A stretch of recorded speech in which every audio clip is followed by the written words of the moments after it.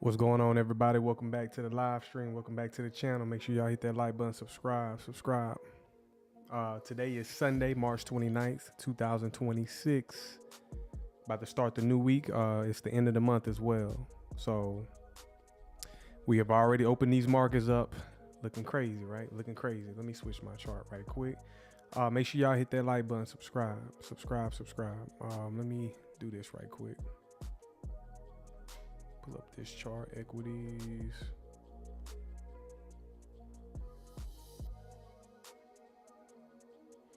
How's everybody doing out there today, man? Hopefully you're having a great day. Hopefully you have had a productive day, right? Staying positive, staying uplifted. Staying positive, staying uplifted. What's up, Jay Manson? What's up, Dorelli? Jay Manson, you say you got a new shop. You need 5 barbers. Shout out to you, man. Congratulations. AWB, what's up, boss? What's up, bro? What's up? Chilling, man. Chilling on this Sunday, right? Chilling on this Sunday. As y'all can see, if y'all keeping up with the market, hey, the markets have opened up. They're gapped down lower. Here we are. You know what I'm saying? We're bearish. The sentiment has been building up over there in the Middle East. You know, the tensions are high. And it's going to go down, right? We know it's going to go down, so we can expect it. But as expected, as we've been forecasting, these markets are coming lower. So the pain is being felt. And really, society is just, you know, blinded by it, to be honest. Most of society is just life, you know, on the average, day to day, people not keeping up with this information. So, hey, oil has opened up. I think it opened up. How did it win? It went up to $103 a barrel at open, right? So to start the new week, oil shot up to $103. You already know what that's going to do. I think everything that's about to happen is priced in, right? I think sometime this week we get some fireworks. That's just my opinion. You know what I'm saying? If not this week, I think it's this week. I think we get some fireworks this week, and if it's not this week, then soon, right? Soon. So I feel like the stage is being set for it to go down in the Middle East, and when it goes down in the Middle East, we're gonna see these markets react, and they already reacted ahead of time. So following the money, smart money been in this, right? We are smart money. You watching my channel? We are smart money analysts. We got that smart money perspective. So things are looking real crazy right now. Read the chat. Make sure y'all hit that like button, subscribe. If y'all brand new, subscribe to the channel. So we got the S&P 500 gap down lower, very bearish. Same with the NASDAQ, same with the Dow Jones. Oil showing signs of rallying higher. Bitcoin slightly coming down, and gold slightly. Gold is consolidating, but it's down, right? And one thing that dawned on me today was let's play a game right quick. Let's play a quick game. What has been the number one trending asset of 2026 so far? Can y'all take a guess? Out of all the markets, what's been the best performing asset in 2026? Let me get that engagement going. Make sure y'all smash that like button too. Subscribe.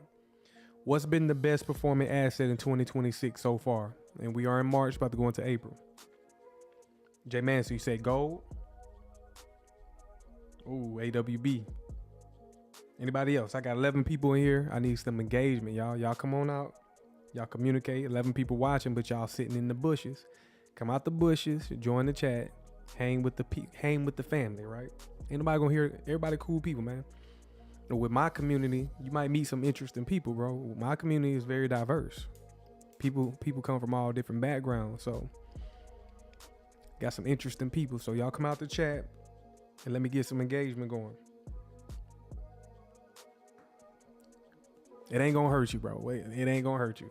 Smash that like button, y'all. Smash that like button, subscribe. I'm gonna give it about 1 minute. Let's see. I'm gonna ask the question again. In 2026 so far, what has been the best performing asset out there? 2026 across all markets. Anybody? Anybody? All right, AWB, I'm gonna go with your answer, bro. Yes, in my honest opinion, the number one asset in 2026, the number one commodity, nobody's gonna like to hear this, but the dollar index has been one of the best performing assets. The dollar has been the best performing assets. The dollar is becoming a safe haven.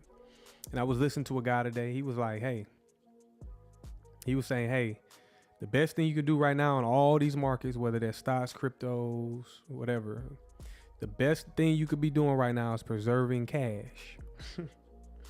Lenny said oil. Oh, yeah, oil. Oh, that's a good one, Lenny. That's a good one, oil. Yeah. But oil is volatile. What's up, Lenny? Appreciate you joining.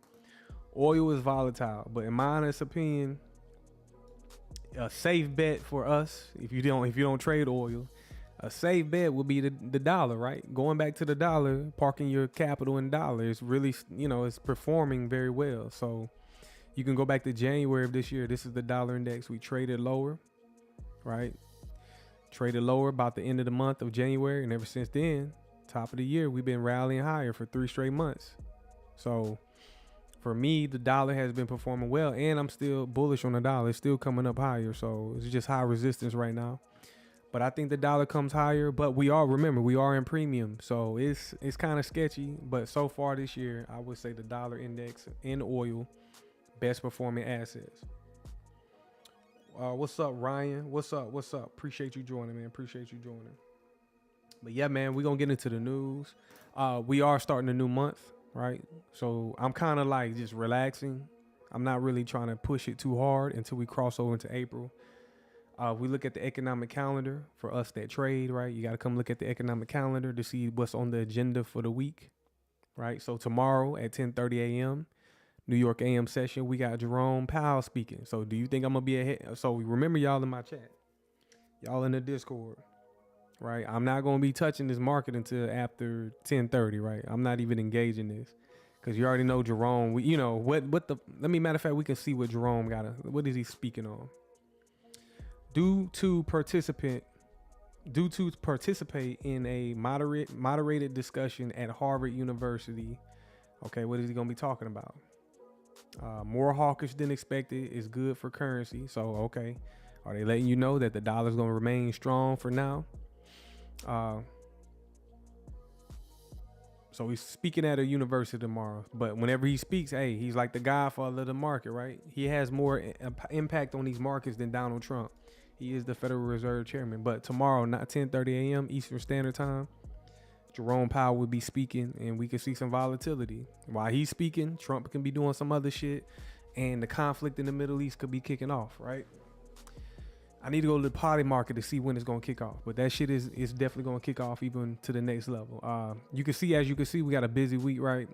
This week right here going. So we just ended the first quarter, right? We started our new contracts. First quarter ended. And this week right here, we're ending the month and we're going into a new month. So you kind of want to tread lightly. Don't be too aggressive, right? Based on my experience. And Tuesday, you can see we got jolts, job openings. Wednesday, non-farm numbers, PMI, unemployment claims Thursday. Got a lot of things. Busy week, right? And I'm gonna peek at next week. Let's look at April, right? Let's look at April 5th. That starts the new week of April, and you can see a lot of business. FOMC next week, CPI data. So all this shit is coming out, and we got geopolitical tensions going on. So y'all make sure y'all pay attention to your economic calendar. Pay attention to that calendar. But we're about to start the new month. So normally, right, I'm gonna come over here and do this in a minute. But let me show you. Normally, I like to set up my chart. This is the NASDAQ. This is the primary market that I trade. And I like to go out to the monthly time frame. Y'all should know what I'm about to do. So this was my objective. We got there pretty fast. Traded down into this SIBI on the futures contract. This is the futures contract. And now I kind of want to see how far does it want to trade down into this, right? Starting on the monthly. I'm going to throw my Fibonacci from this high down to this low right here, right? We're inside of this BISI plus volume imbalance. I threw my Fib. It's a wide volume imbalance, BISI, so I want to kind of grade it. I want to throw my quadrants on there, or my eighths right there.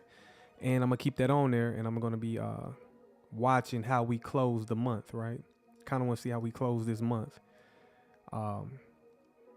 I'm still bearish, though. I think it could come lower, and I actually think, it might want to target these lows down here.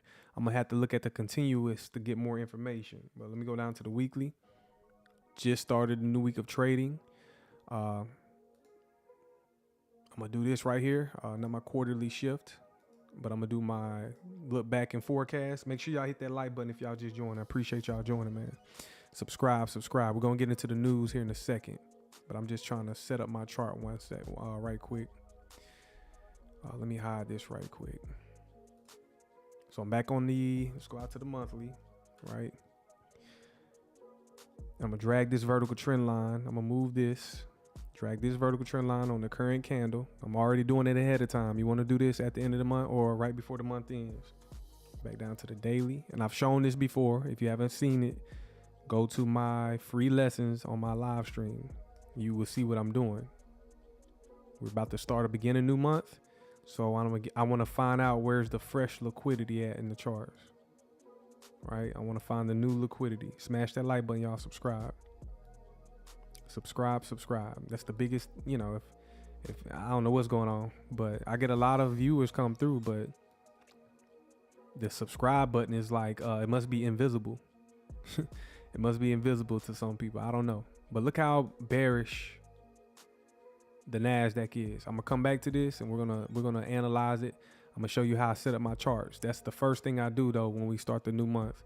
I come back and show you what my charts, how do I set it up. So if y'all want to pay attention to that, y'all stay tuned. We're gonna also go into the other markets. Oil currently trading at $102 per barrel. That alone, $102 per anything over $100, we're gonna see economic pain in the market. I'm still thinking $200 per barrel, especially with the conflict that's about to happen. Y'all come over here and subscribe to my Patreon if y'all want to get access to the Discord and my private community. Y'all come over here and subscribe to me on X, right? I'm gonna come to X in a minute, but let's look at some headlines that I was looking at. Let's look at some headlines. I'm gonna play some headlines. Let's get into it. And America's war with Iran enters its 5th week. The US is now being accused by Tehran of plotting an invasion. It comes after these images of US Marines sent to the region were released by the Pentagon. Iran is warning the regime will rain fire on American troops if they attack. Around 3,500 US Marines and soldiers have now arrived in the Persian Gulf awaiting final orders. Meanwhile, the US and Israel have continued airstrikes on Iran, including in Tehran, where the offices of a Qatari news channel were hit. But Iran has again hit back, targeting Bahrain, Kuwait and the United Arab Emirates. And in Israel, a fire broke out at an industrial site to the south of Beersheba after an Iranian missile strike. With the very latest is our world news correspondent, Joe Inwood. For a military that the US claims to have destroyed, Iran still seems capable of inflicting damage.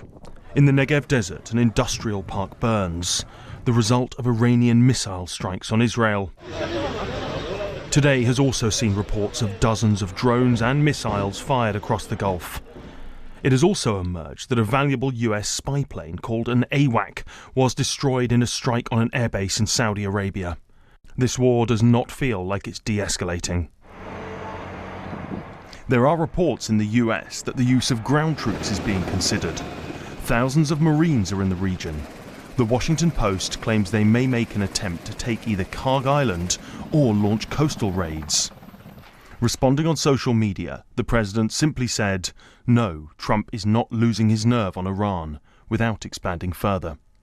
It's not known if a decision has been made, but any operation that put US boots on the ground would come with incredible risks, both for the personnel involved and for the escalation of this war. Aggression and occupation will yield no result other than the humiliating capture, dismemberment and disappearance of the aggressors. American commanders and soldiers will become food for the sharks of the Persian Gulf. This is now a multi-front war. In Lebanon, Israel has continued its offensive. The IDF released this footage. Their target is the armed group Hezbollah, allies of Iran. But that seems to include some journalists. Today, the funerals of Ali Shwaib, Fatima Fatouni and her brother Mohammed took place. Israel accused Shwaib, who worked for a channel aligned with Hezbollah, of being an intelligence operative without providing evidence. The Lebanese authorities say more than 1,000 civilians have now been killed, with more than 1 million forced from their homes. Tonight, there are fears that some may not be able to return, after Israel's Prime Minister expanded what he calls a security zone, but others will call occupation. I said we would change the face of the Middle East, and we did it. In Lebanon, I've instructed the military to expand the existing security strip in order to finally thwart the threat of invasion and to keep missile fire away from our borders. These are the skies over Tehran tonight. Iranian air defense is still apparently in action. Iran will know it cannot defeat the US and Israel militarily, but may not need to if it can outlast them. Joe Inwood, BBC News.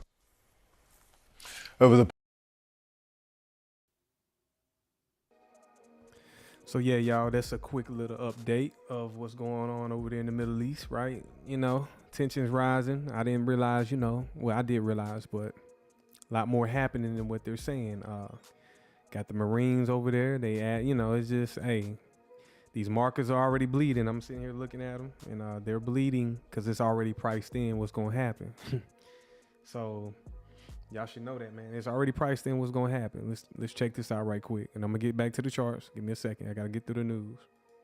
These are Marines from the 31st Marine Expeditionary Unit. They're highly trained and extremely flexible, meaning they can do all kinds of things, from storming beaches and parachuting onto islands to boarding ships for search and seizure operations. Now that the unit has arrived in the Middle East, it's opening up new military options for President Trump. A Marine Expeditionary Unit, or MEU, consists of about 2,200 Marines and sailors that typically operate out of 3 warships. In plain terms, there's a big ship that has a flight deck that can launch and recover different aircraft. Think of it as a mini aircraft carrier. There's a medium-sized ship with a flight deck and a large well deck that can launch watercraft. And there's a smaller ship that transports cargo, crew, and equipment. You can think of those ships as a mobile base that can go anywhere in the world and launch operations quickly without needing to set up some sort of ground base or fly in troops and equipment. The ships themselves are loaded with all kinds of different military hardware to provide a commander with options. There are F-35B fighter jets that can take off from the ship and strike targets. There are armored amphibious combat vehicles that bring Marines from ship to shore, then continue inland for various operations, like seizing and securing buildings. Landing craft air cushions can zip through the water and act as a barge to bring heavy equipment onto land. And tilt-rotor Ospreys and heavy-lift helicopters can be used to transport troops and equipment by air. Plus, the unit also has smaller boats for things like beach raids and smaller aircraft that can enable them to board ships. They also have attack helicopters. Because these units have so many different types of equipment and can perform so many different types of missions, they're often referred to as the military's Swiss Army knife, and they are in high demand around the world. So how could a MEU be used in the war against Iran? There are a bunch of possibilities. For one, the MEU could be used to raid or seize islands that have been militarized by Tehran, like those that sit in the Strait of Hormuz, the vital shipping lane that Iran has essentially shut down. The unit could also be part of an effort to seize Karg Island, which is a launch point for 90% of Iran's oil exports. The US has already bombed military sites on Karg, leading some to speculate that Trump could try to seize it. But military strategists say an attempt to capture Karg would be extremely risky and could also require a lot more troops and equipment. It's also possible the Marines could play a role in a convoy effort to escort ships through the Strait of Hormuz. They could do that by providing security on ships and also flying aircraft overhead. Alternatively, strategists say Marines could play a role in seizing ships that are carrying Iranian oil. The Marines could also potentially provide security at embassies or launch strikes from their ship. But there's another thing to consider here. The MEU could be used as military deception and basically draw Iran's attention to the Marines while some other operation is launched. The 31st MEU out of Japan is now officially in the Middle East, and the 11th MEU out of California is on its way. Along with them are other troops deploying, like the Army's 82nd Airborne Division, paratroopers that specialize in air assaults. As the war grinds on and the Strait of Hormuz remains closed, the Marines are just some of the boots-on-the-ground troops that are being sent to the Middle East. There you go, man. That's the latest update. They are staging the events. We don't know what's going to happen, but it's going to happen, right? It's going to happen. If y'all just joining, make sure y'all smash that like button, subscribe, all right? Y'all come over here on X and follow me on X if you haven't followed me on X yet. If y'all got an X, right? Because this is where I do some live TA at, right here on my channel, on my X account. Let's get into some of these headlines, right? Breaking news, right? Bitcoin drops below $65,000. I see the panic out there, bro. I see the panic. It's getting real crazy out there. You know what I'm saying? People, and I'm going to get into it. I'm going to get to the charts. Bitcoin at 65,000 right now here on Sunday. Let me go ahead and peek at Bitcoin. Let's come over to Bitcoin. Let's come look at crypto right quick. What's y'all sentiment on crypto? Ryan, I see you talking about the Clarity Act. You're saying they reach an agreement. Yeah, they can reach an agreement, but that doesn't mean the markets have to go bullish just because they reached an agreement. So you know, that's that. Coming over here and look, Bitcoin is currently at 66,000. Let me drop down to a daily and looking at the daily time frame. Where did it open up at? So yeah, Bitcoin opened up at 65,957. So it's just consolidating. What's up, Tino? Shout out to you. Bitcoin just consolidated right now. I can see this SIBI right here, this sell side imbalance, buy side inefficiency. They could probably trade up. I don't know. We'll see. They could trade up into it. Right? I'm gonna give them that. They can trade into this SIBI right here if they choose. But if it doesn't trade there, this is going to be called a breakaway gap, and it's going to probably trade lower. And then look, sell side liquidity resting below the market. To me, to me, this is the most ideal area to go seek liquidity. This is the most ideal area, and that's about, again, that's about 59,000. Oh boy, they gonna panic when this shit drop to 59,000. Right, 59,000 Bitcoin after reaching the peak of fucking 126,000. That's gonna make you, be real sick to your stomach, right? So that's Bitcoin. I'll come back and do a little bit more analysis on it, but that's what I'm seeing. This is a daily time frame. Each one of these candles take 24 hours, and that's what I'm currently seeing right now for Bitcoin. It's consolidating right now. We just started the week as well. We're about to end the month. So if you go out to the monthly time frame, you will see that this candle on the monthly is about to come to a close. Right, it's about to come to a close. I'll zoom in a little bit. I just want to see how it closes. Right, we got 2 days left in the month, and I just want to see how the market closes. What I'm gonna look at? That's Bitcoin. Let's come back over here to X. So this is funny to me. I got a little chuckle out of this for my traders out there. For my traders, for the people that don't know what they're doing, the average retail investor, average retailing trader. Tomorrow's Monday. We know we got Jerome Powell speaking tomorrow, and people that trade and they can't let it go. This is how they're about to approach the market.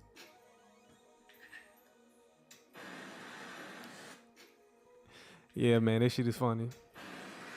That's how the market is gonna react tomorrow. If you put that live trade on, you just might fuck around and find out. That is funny to me. Good morning, Vietnam. There are now over 50,000 American troops in the Mid-East.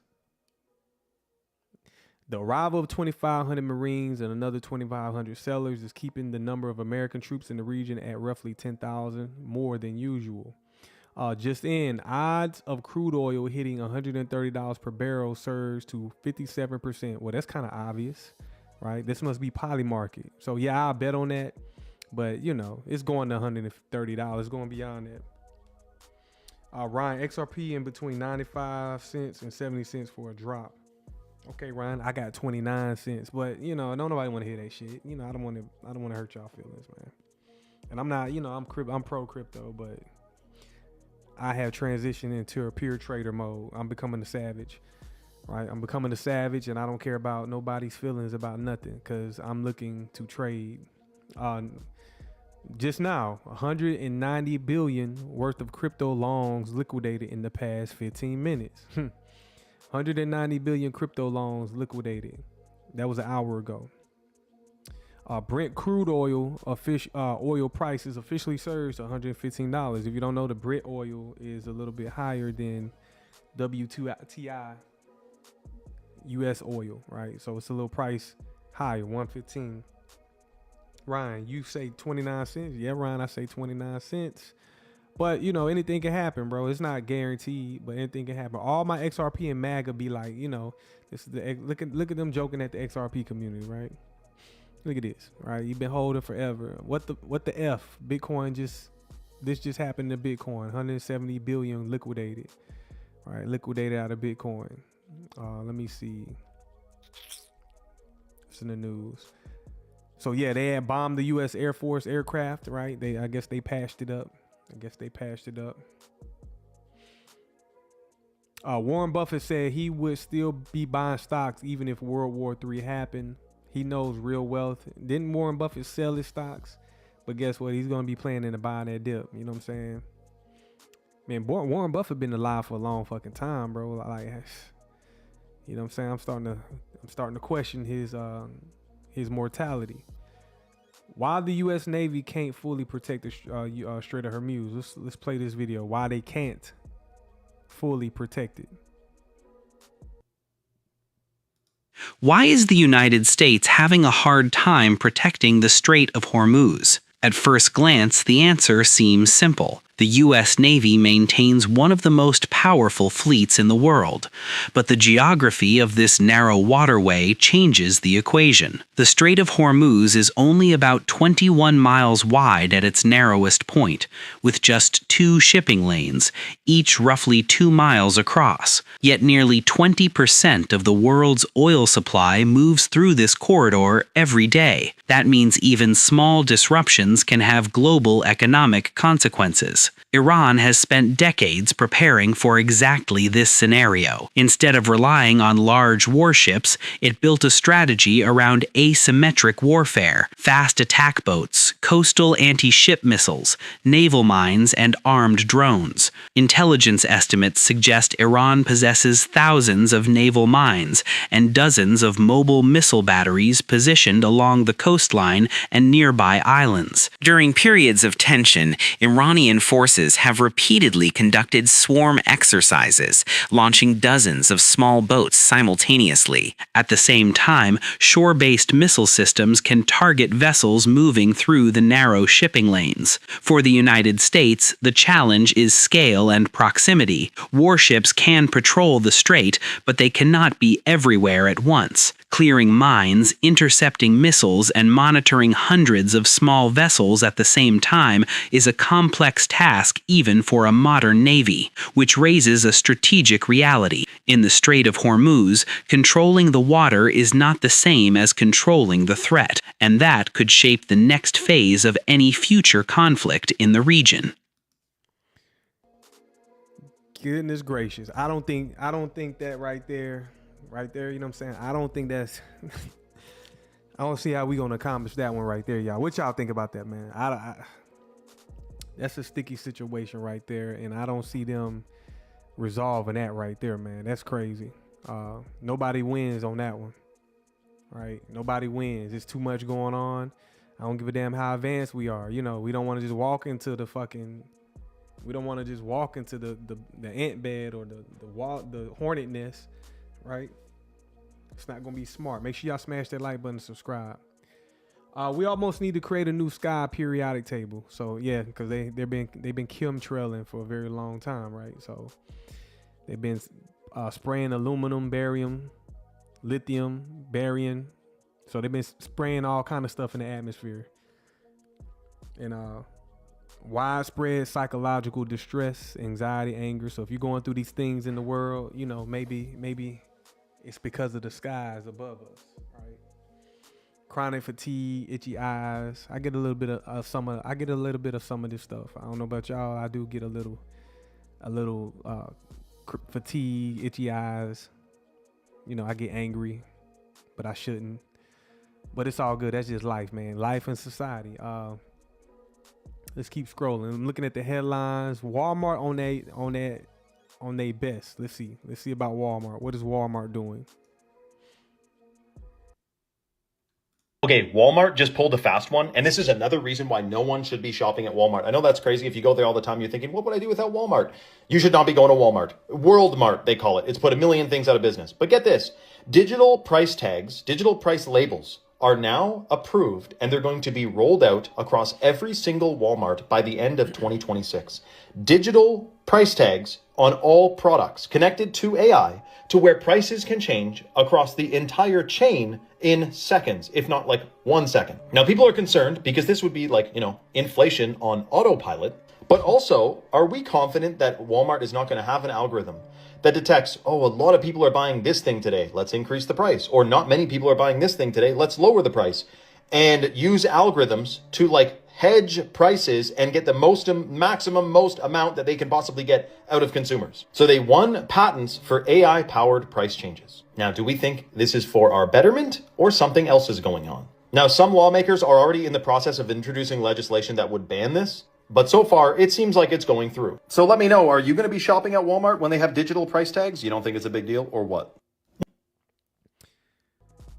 I think it's going to be a big deal when inflation hits and shit is high and people like barely scraping by. And then it's like you're going to be walking through the food aisle and one of your favorite products is going to instantly go from like $5 down to like $1. And when it does that, then people are going to see that. People that's on that same aisle, people going to instantly see it, and people going to get to fighting over that item. You know what I'm saying? It's because they're going to be able to drop it low for about 30 seconds, and then bring the price back up. But people going to still steal. This doesn't solve people from looting and shit. They're going to have to get the robots in the Walmarts, right? The armed robots, because people still going to steal and If it comes down to it, people are gonna eat and people are gonna steal. So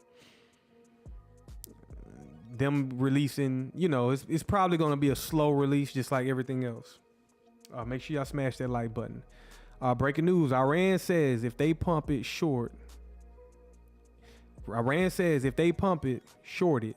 If they dump it, go long. See something tomorrow, you'll know the drill. So it's pretty much buy high, sell low, or sell at a premium, buy at a discount. We know. But that's like, if you just go all based off of that, not that knowledge right there, then you'll probably get wrecked, right? You're gonna get fucked up out here if you just listen to that, because it's way more sophisticated than, buy low, sell high. It's more sophisticated than that, especially if you learn it from me. Second lockdown could be blank. Whatever happens next, do not comply. So they're saying we're going to another lockdown. Let's see what they're saying.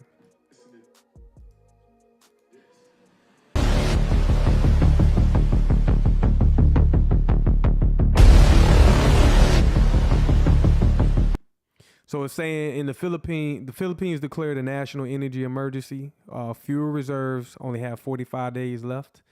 110 million people forced to walk to the office, right? So, hey, in the Philippines, in the Asian countries, they feeling it. Some I've been seeing reports. I don't know why they're not talking about it. And I think within the next 45 days, we're gonna jump this war off.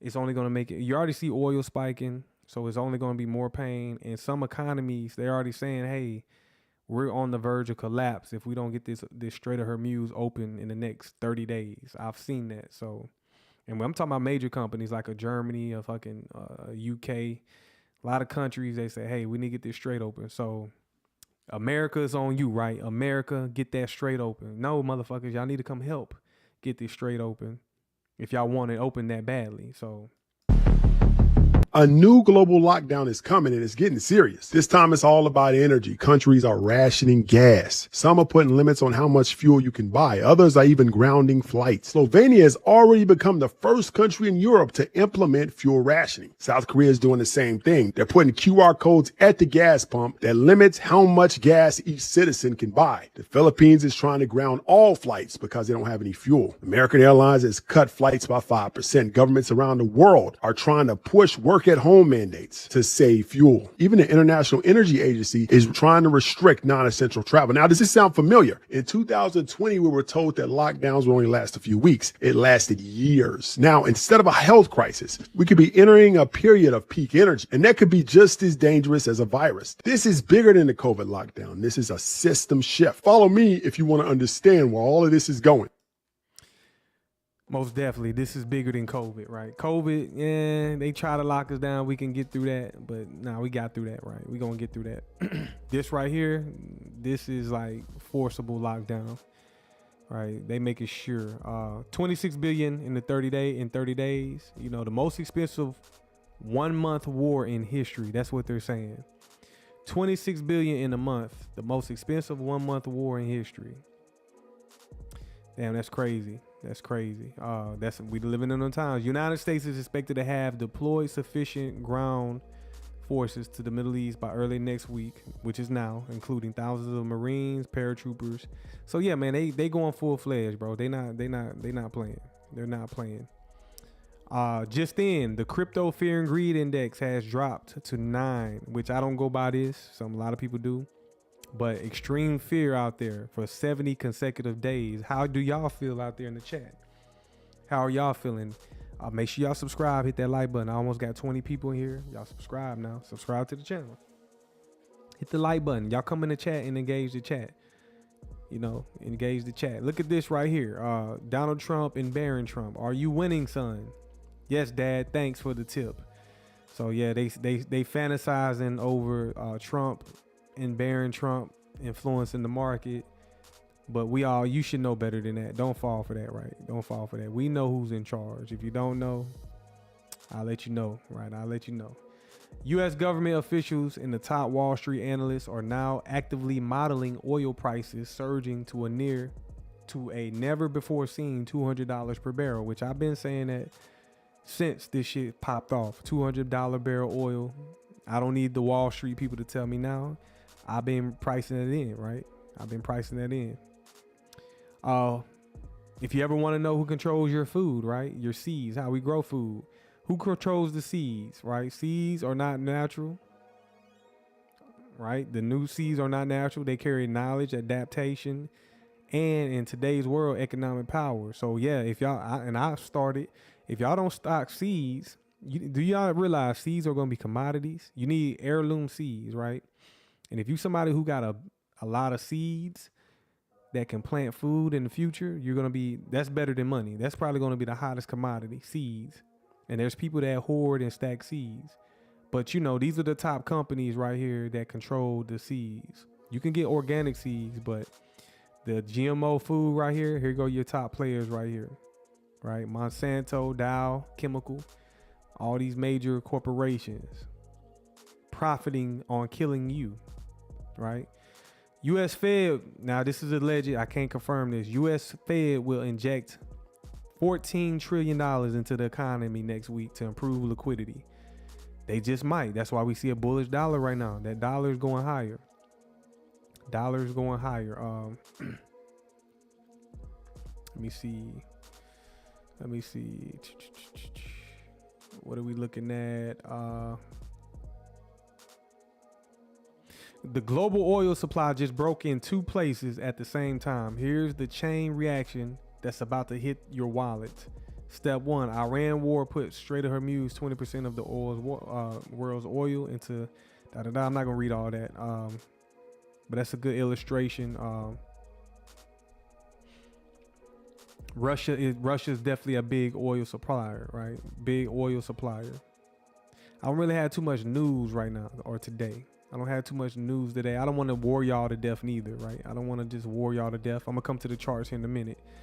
China has launched the world's first commercial underwater data center using seawater cooling for high density AI workloads, with 10 paying customers already signed. So, and this Microsoft proved the concept years ago with Project Natick, but China is the one that commercialized it. So yeah, underwater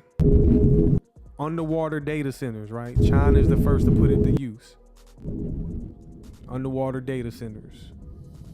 That's almost like the internet, right? There's no touching if it's underwater. No touching if it's underwater. Let's see.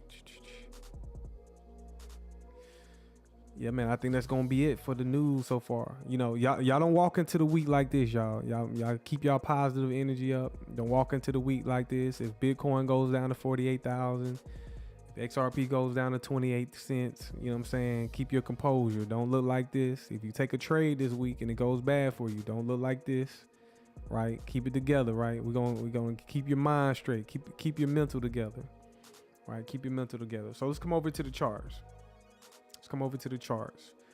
I think I want to start off with, let's go ahead and start off with crypto, right?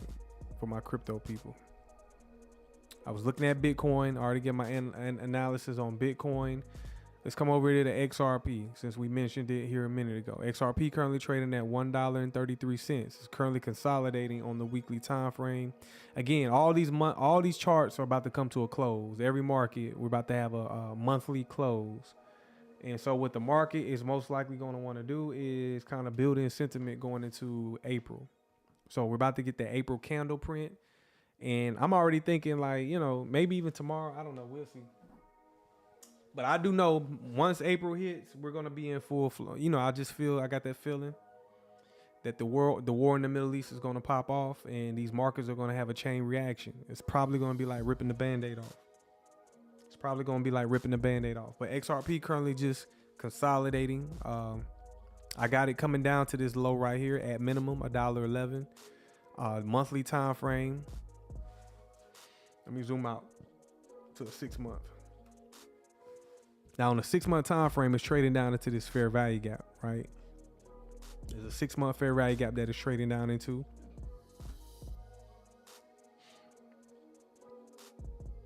Right there. Trading down into that 6 month fair value gap. And we're just kind of waiting for that candle to close. In the 6 month time frame, we got 3 months to go. So we got another quarter. We got the second quarter to get through, right? Q2. We got that Q2 to get through. And then we'll see how we close the first half of the year. Where do y'all, I'm gonna ask y'all in the chat, where do y'all see XRP by August? Where do y'all see XRP by August? Where do y'all see it by August? But right now, it's nothing really going on. Like, even if I drop down to the daily, right? Dropping down to the daily, you can see consolidation in XRP. It's definitely showing weakness to me. It's definitely showing weakness, that it wants to come on down. And I can just look at it and tell, hey, there goes liquidity right here at these levels. I can just say, hey, I see it coming down right here, $1.27. Actually, that's my next target. And then eventually coming down to attack $1.11. Some of y'all might see that as a good opportunity, right? But I said earlier, what's the best performing asset?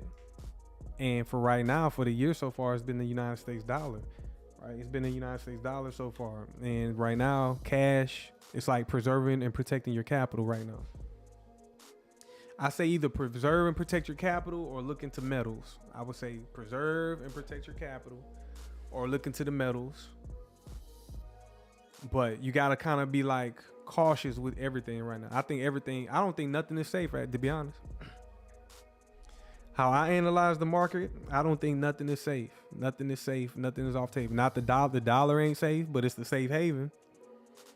Maybe gold. I say gold is probably the best bet as far as like parking money and keeping it out the way from destruction. I would say gold. Outside of gold, I don't think nothing is safe, yo. I don't think nothing is safe. So right now, it's too much tension out here, bro. And we don't know how this stuff can go. We don't know how nothing can go. And that's not fear mongering. I'm just saying, like, right now, if I had to make financial decisions as far as like where to put my money, maybe real estate that you own, maybe gold. But you know, I'm not a crypto maxi like I once was, right? Some people might say, well, Bitcoin or XRP. Nah, bro. They are manipulating. Listen, for one, I spent a lot of time in these markets analyzing, right? And I realize ain't nothing off the table with these people. Nothing is off limits with these people because they got the buying power to influence the markets. And we don't, unfortunately, we don't have that type of power to push and drive these markets. And they got the time of day. They got the money to do what they want to do. So I feel like nothing is safe in crypto. Nothing, right? And I'm not pushing fear neither. I don't want to discourage nobody. But I'm a technician. I do this every day. I do this every day in the market. So the dollar right now, right, is just consolidating. At the same time, we're waiting for that monthly close. But as of right now, I'm kind of bullish on the dollar, but it's consolidating. So you just we'll see, man, because I think the dollar is going to be event based. I think it's going to be wanting to react to the markets, right? I mean, react to a geopolitical event. Let me come over here. Let's set up my NASDAQ chart, right? So let me refresh my chart. What I want to do is focus on the NASDAQ because if y'all don't know, that's the primary market that I trade. This is the one that I trade. You only really need one market. I trade the futures market. And this is the main one that I keep up with. I also look at the S&P 500. Let me see if I can pull that up.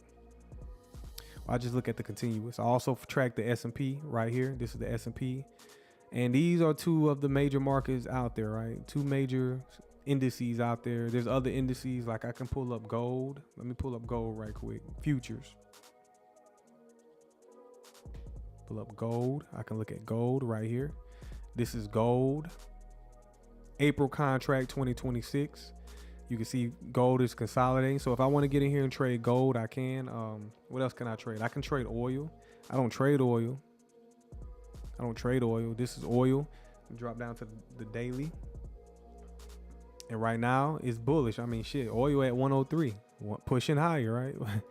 103, man, we might get that, bro. Listen, y'all. I think we get the pop. We get the event this week going into April. That's just how I'm feeling. I think we get that event this week going into April. Y'all smash that like button, y'all. Subscribe. But let's come over to my NASDAQ chart. If y'all got anything y'all want me to cover, I'll briefly cover it for you. So let's strip away some stuff off my chart, right? I'm on the daily time frame for the NASDAQ. I'm looking at the NASDAQ futures contract. The current contract is June 2026. So at the end of June or sometime in June, this contract will expire, and then we'll go into the what month would it? It'll be the third quarter, and we'll go into the September contract. So it's currently about to be April. We're currently trading the June contract, me and my community. First thing I want to do is we're selling off currently. I want to look at a 20-day range. So I start on the current day and I go back 20 days, right? And I want to kind of get a gauge on what that range is. So in the past 20 days, right,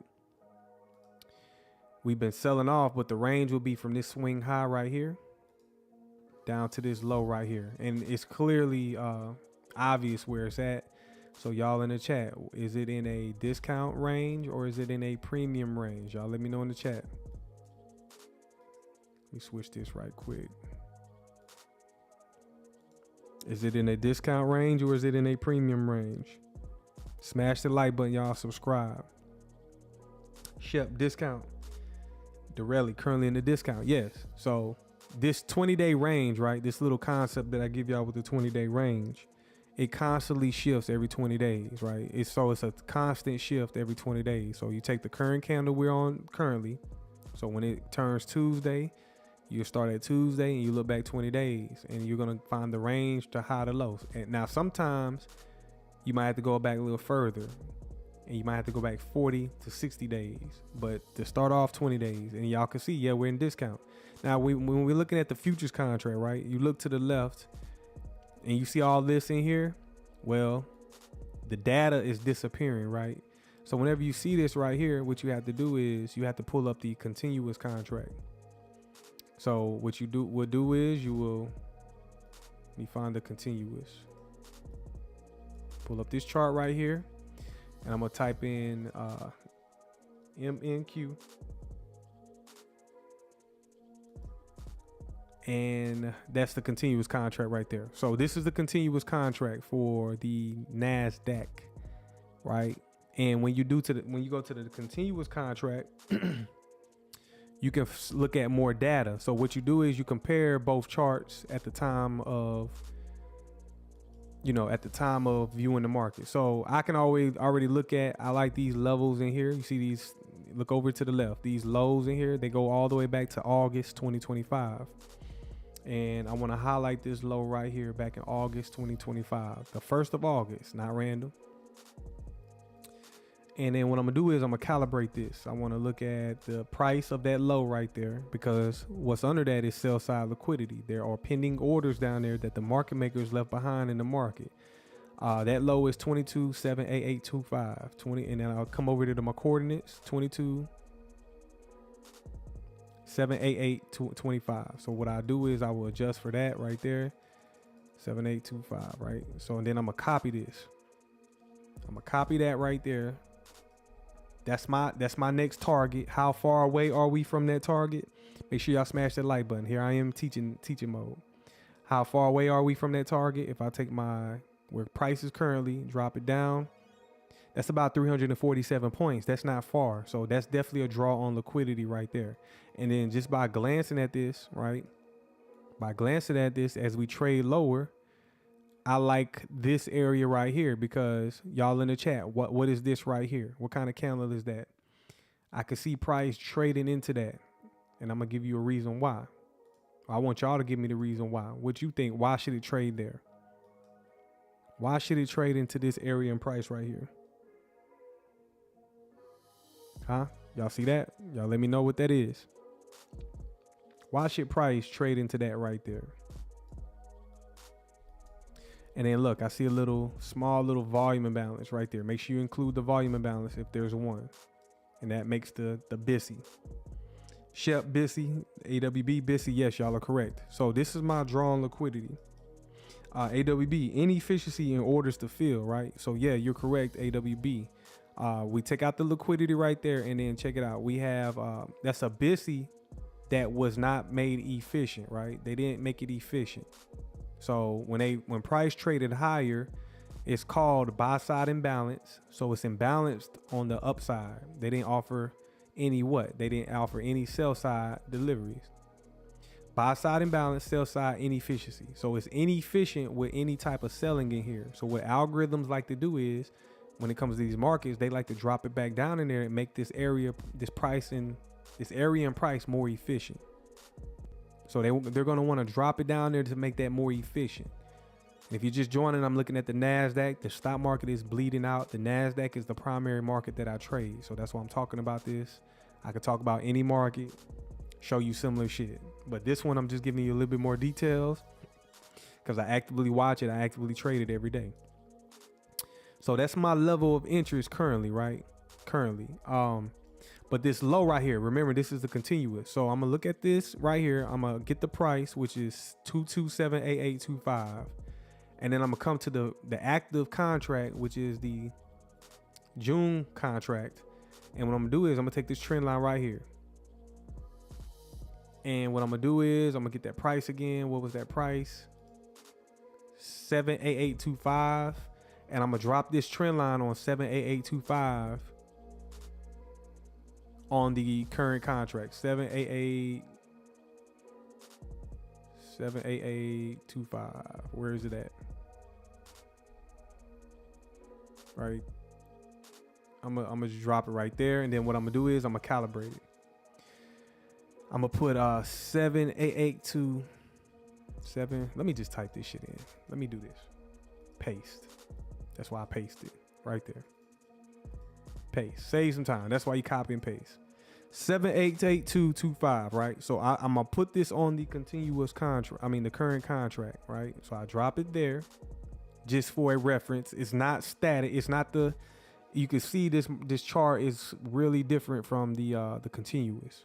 But when I drop it there, I'm gonna use that as a reference point, and then I'm also gonna highlight this volume imbalance right here. Y'all see that volume imbalance? I'm gonna highlight that volume imbalance.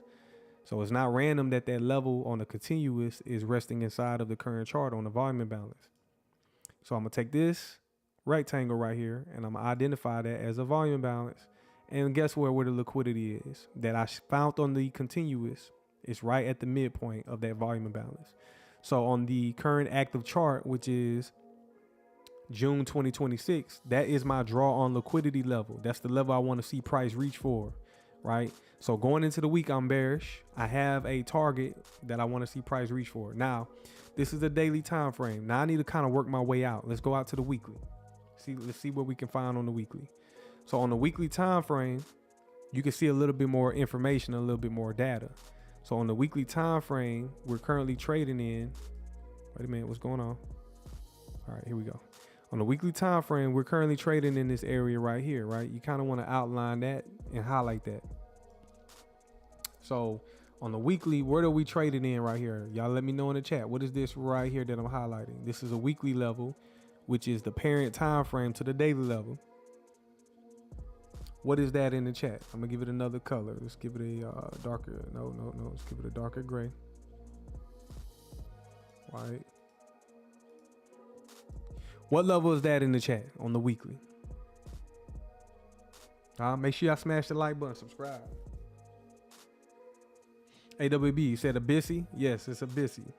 Yes, Michelle, BISI in the volume imbalance. So y'all are correct. So on the weekly time frame, we're currently traded in a BISI, right? BISI. We're on the lower end of it. So right now, I could tell we're in the discount, whatever. You know, I got the daily level right underneath it. There's liquidity under there. Let's just see how we open up this week, right? I mean, we're opening up, but we need to see how the week wants to trade. And then we know if we zoom out to the monthly, so I'm gonna go up to the monthly. The monthly time frame is the parent time frame to the daily and the weekly, right? So I'm just go out to the monthly. Over here on the right side of the chart is going to tell you what day, how many days we have left in the month. We got 1 day and 20 hours, so not that much longer. And when we go out to the monthly time frame, you're going to be able to see, hey, what are we trading inside of? So look at this right here on the monthly time frame. Y'all in the chat, what is that? What is that in the chat? This level right here, right? I'm going to give it another color.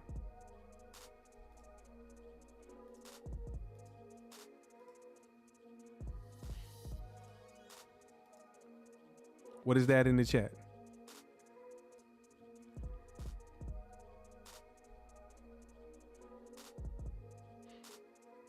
What is this in the chat? Smash that like button, subscribe. If you're learning something, press 1. If you're learning, press 1. Who's new here? Where's my subscribers at, man? I want y'all to engage with me. Stop being shy, right? Stop being shy. Dorelli, Bissy, and Volume L. Yes, this is a monthly. So let's name it. Let's label it monthly Bissy, right? Monthly Bissy. Buy side imbalance, sell side inefficiency. So each one of these rectangles, you can label them, right? So you can know what are we trading in. And as we trade down into this monthly Bissy, you can see we're just in the upper portion of it. So a lot of times, check this out. A lot of times what would happen, I will hide the weekly, right? I don't need the weekly because we're trading inside of the weekly and the monthly. So which one is the parent time frame? Y'all let me know in the chat. Pop quiz. I like to do my pop quizzes over here. Which one is the parent time frame? The monthly or the weekly?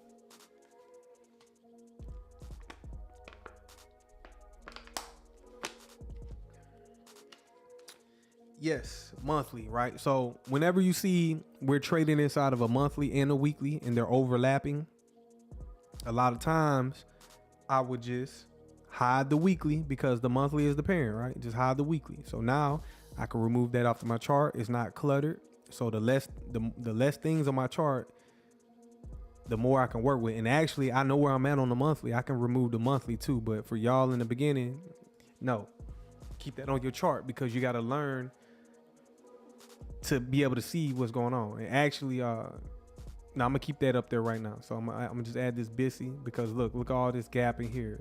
There's a lot of suspensions in here as well. But I'm just want to see how price works within this for now, right? I'm cool with this. So we're trading this out of a monthly fair value gap. I'm gonna go out to the 3 month one time. And on the 3 month, I don't need that much information. Let's go back down to the daily. So to me, I'm just bearish, right? I'm not looking for any shorts.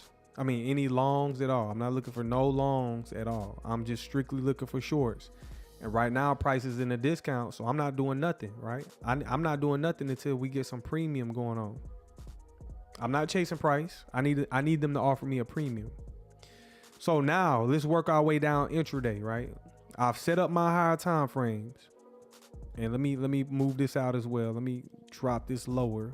My forecast and my look back, right? My look back and my forecast. If you don't know what I'm talking about, go watch my lessons on my channel, right? Free courses 2026. Free courses 2026. Right there. Fuck. 1 second. I'm trying to grab this. Zoom in a little bit. And it won't let me freaking grab it. There we go, right there. That's all I'm trying to do. So this is what I do at the beginning of the month. This is repetition. I do this constantly. I can do this with my eyes closed now, right? I do this with my eyes closed. I'm just getting a fresh reading on the charts. And I'm just starting over, right? Get my fresh analysis and just starting over. So I'm not looking for nothing long at all. I'm strictly bearish. I don't give a damn about taking longs. I'm not going to be in here getting impulsive. I'm not even going to waste my time trying to buy the market. We all know this market is bearish. So whenever I go to look for trading setups, I'm only looking for shorts. What I'm doing is I'm filtering out all the unnecessary trading. You know, when you're in the beginning, you're going to do unnecessary impulsive shit, right? You're going to look like this guy right here, right? In the beginning, when you first start trading, you're going to feel like, hey, man, this shit is fun. This is exciting. But there's a lot of psychology that goes behind trading, right? And it's very psychological. And you're going to think you might have a trade where you might make a quick $1,000 in 30 minutes or something. It's going to be like, damn, it's going to be a rush. You never feel, it's almost like hitting the lottery or something. But there's a lot that goes into this. So don't be like this guy right here because, you know, you're impulsive. Right? Impulsive means your nervous system. Your nervous system is looking for dopamine hits. Now, see, this is crazy. If y'all don't know about trading, this is like an extreme sport, right? There's been studies of traders being compared to professional athletes. If y'all don't know about that, then this might not be for you. right? If you don't know nothing about trading related to professional sports, I don't know what to tell you, because as a trader, there's days where your adrenaline can be pumping real high, as if you're playing a physical sport. And if you never experienced it, I don't know what to tell you. But let's say your adrenaline is pumping and you don't perform well, because trading is about performance as well. You know what I'm saying? It's about performance. Then you're going to have days like Mr. Tiger Woods right here, right? You know what I'm saying? You're going to have days like Mr. Tiger Woods where it's like, what the fuck? You know what I'm saying? This is that look. So don't be like Mr. Tiger Woods. So let's come back to the trade, right? The charts. And that's just me being real with y'all. That's me being real with y'all. So again, by me saying I'm only looking for shorts, I'm filtering out anything long. I don't care about longs at all. You can see clearly what this market is doing. So anytime we drop below the daily time frame is the last time frame before you start getting into intraday price action. So it's let's do this. When I first come to the chart, monthly, weekly, and daily. Now there's times where I go beyond a monthly, and that would be a 12-month, a 6-month, a 3-month, monthly, weekly, daily. But you don't need those higher time frames if you're looking to be a day trader, right? When I say you don't need those higher time frames, you don't need the 12-month, you don't need the 6-month, you don't need the 3-month.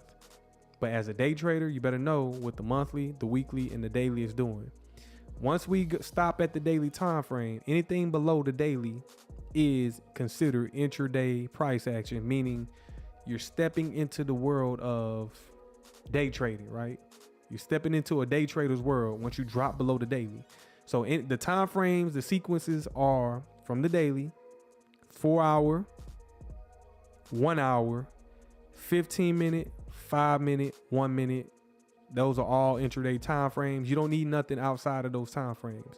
Now, every now and then I use the 30 minute, but let's do it again.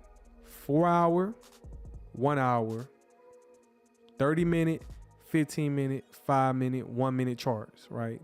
Those are all intraday charts. And you might not understand what I'm saying in the beginning, but here I am. I'm telling y'all. So I'm giving y'all the blueprint on how to read these charts and how I read it. And I'm doing it for free. So what I'm about to do is I'm about to drop down to the 4 hour. So let's drop down to the 4 hour. And what I'm doing is I'm setting up my chart for the week, right? So as I drop down to the 4 hour, let me see if I got this up on my chart where I got my weekly dividers. Do I have this on my chart? Cause I'm to the point now, I don't even need to use my weekly dividers. So no, I don't have my weekly dividers. So guess what? You're in luck, right? You're in luck. You about to learn something. So y'all press 1 if y'all want to learn this, if you don't already know this. So some of y'all already know this, but y'all press 1 if y'all want to learn this and you're eager to learn this. So what I'm gonna do is I'm gonna throw out my weekly dividers. Y'all can do it along, play the video back or whatever. So I'm gonna start on Sunday, right? I'm gonna start on Sunday at 6 o'clock p.m. Eastern Standard Time. Right, I'm gonna drop a vertical trend line right there on Sunday, 6 o'clock p.m. That starts the beginning of the week when the market opens. Now, don't get it confused as the opening bell, the market opening on Monday at 9:30. This is when electronic trading begins. It's almost simulating 24-hour trading, but the markets aren't technically 24 hours, but there's 24-hour trading electronically. Appreciate it, Leisha. Thank you for the engagement, Leisha. Everybody else, I don't know about y'all, man. I don't really know about y'all, man. Y'all, except the ones that been reacting. Everybody else that's back there, I don't know if y'all learning. I don't know if y'all being creeps. I don't know, man. I like the human reaction. But what I'm gonna do is I'm gonna drop a vertical trend line, 6 o'clock p.m. 6 o'clock p.m. Eastern Standard Time. You can label it whatever color you want. I normally do like gray, right? I draw the gray color. And then over here on the right side, this is called your object tree. And you're gonna see that vertical trend line that you dropped in the object tree. And what you wanna do is you wanna open a folder and you wanna label it. And I normally label mine weekly divider. And now, like I said, I don't normally use these no more. But when you're beginning, these are your training wheels. Weekly divider. Divider. All right. These are like your training wheels so that it helps you see the market. It's going to help you see the market in a way that you probably never seen it before, right? So you're going to drop one on the current week at Sunday. And then what you're going to do is you're going to clone that. So I use a MacBook. So what I do is I take Command, my bad. I press Command and I select the vertical trend line and it automatically clones it, right? It automatically clones it. And when you clone that trend line, you're going to drag it all the way out to the upcoming Sunday, 6 o'clock p.m. Eastern Standard Time, right? And this right here, when you do this right here, you're going to be everything inside of this vertical trend line, these windows. I look at it like a window in time. Inside of this window in time is the upcoming trading week. So every candle that prints inside of these two vertical trend lines is the weekly candle. That might go over your head a little bit, but this is the weekly price action. I'm on the 4 hour. Let me drop down to a 1 hour. My bad. Let's go down to a 1 hour. Yeah, 6 o'clock p.m. Sunday. 6 o'clock p.m. Sunday. And then what you're going to do is you kind of want to get a little data from the previous Sunday. So you're going to clone the trend line, go back to last week Sunday. Boom, right there. 6 o'clock p.m. Sunday of last week. And what I meant by that is when I talked about the upcoming week trading, well, what I did was I go back to last week and you can see last week's trading, right? This was every candle on the 1 hour last week. So Sunday through Friday. We don't count Sundays. We don't trade Sundays. So it's really technically Monday through Friday. You can see last week's price action and what it did on an intraday perspective. Right? So that's that. And then what I'm gonna do is I'm gonna clone this one more time. So normally you want to get about 3 to 5 weeks worth of data when you look back in price. I'm gonna go out to this Sunday, way back at Sunday the 22nd, right there. And you can see another week's worth of price action. And I'm gonna do one more so we can just have enough information. Right here. Boom. So if we just look at the chart, right, when we do this, right, and we're just going back in time, this is a lot of times this is how I back test. This is how I back test the market, right? So when we look at this week right here, this was the week of February the 25th, right? February the 25th. Price went up higher on a 1 hour time frame. And when it went up higher, it went and traded and took out these levels right here. And I'm gonna highlight it and I want y'all in the chat to tell me what are these levels right here. I got 30 people watching. Subscribe, hit the like button, subscribe, mainly subscribe. When it went up higher last week, on this particular week, it traded up into the previous week's level right here. What is this right here? Y'all in the chat, what is this right here? 30 people in the chat. Let me get the engagement. Make sure y'all hit that like button. Make sure y'all subscribe. AWB, equal highs. Yes, AWB. Buy side liquidity, Shep. Yep. Buy side liquidity there. Dorelli, yes. Yep. Ed, liquidity, yes. So do you see what I'm doing when I show you this little simple little ass tool, right? This basic ass instruction. When I throw up these weekly dividers and I show you this is previous week's high. This is a significant level. The previous week's high price on this particular week opened up on Sunday, consolidated on Monday, and on Tuesday traded up, took out the previous week's high right there, right? And that created the high of the week on Wednesday. On the Wednesday, the high of the week was in. And what did price do? Once it took out liquidity, smart money offloaded their long positions.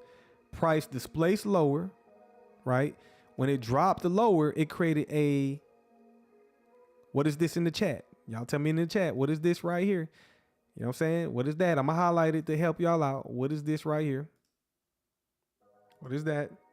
SIBI. Yes. SIBI. Sell side imbalance, buy side inefficiency. Yes, it traded above it.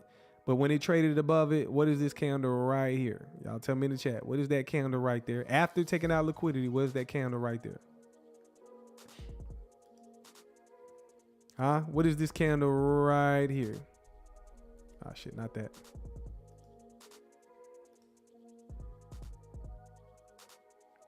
Yes, order block. Order block. Shout out to you, Dorelli. Shout out to you, AWB.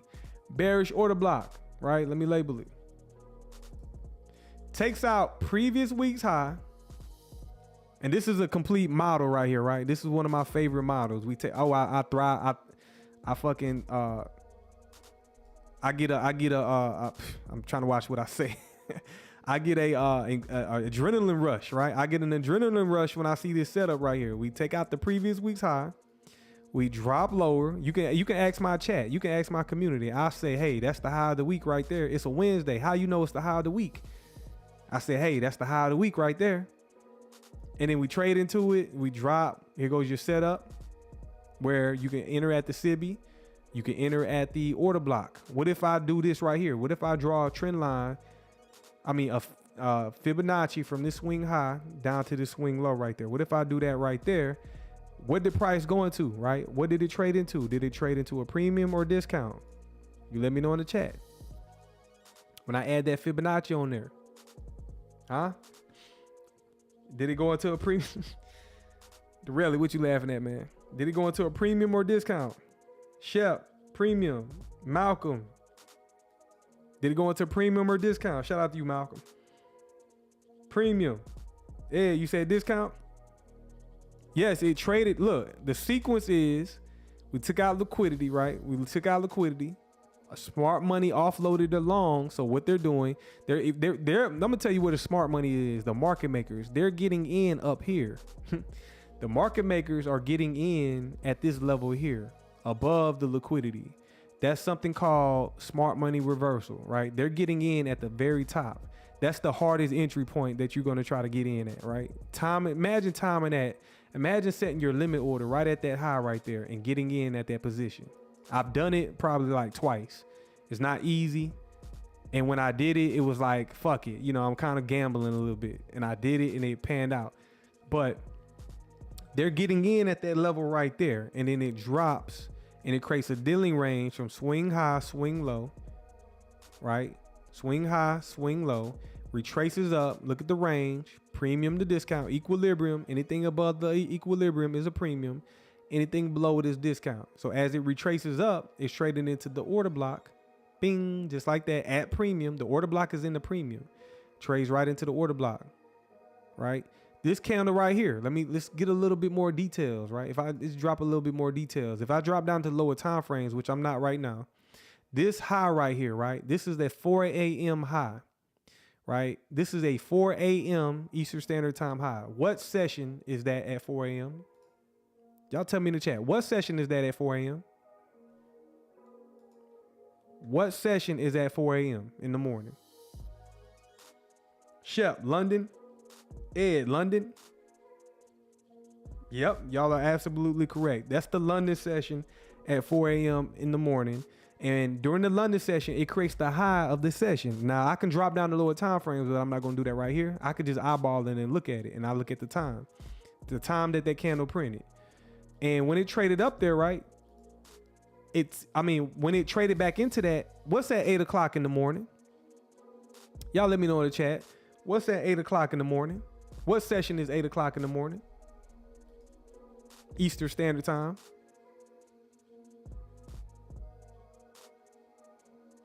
One second, let me adjust this. Shep, U.S. Open. Yes, U.S. Open at 8 o'clock in the morning. AWE, pre-New York session. So look, on a lower time frame, right? Now, this is an hourly. So you might look at this like, oh, you know, I could get in. No, this kind of takes time. So on the 1 hour time frame, this is allowing you to be patient, right? It's allowing you for your setup because each one of these candles take 1 hour. And you trade during specific times of the day. You don't trade any random time of the day.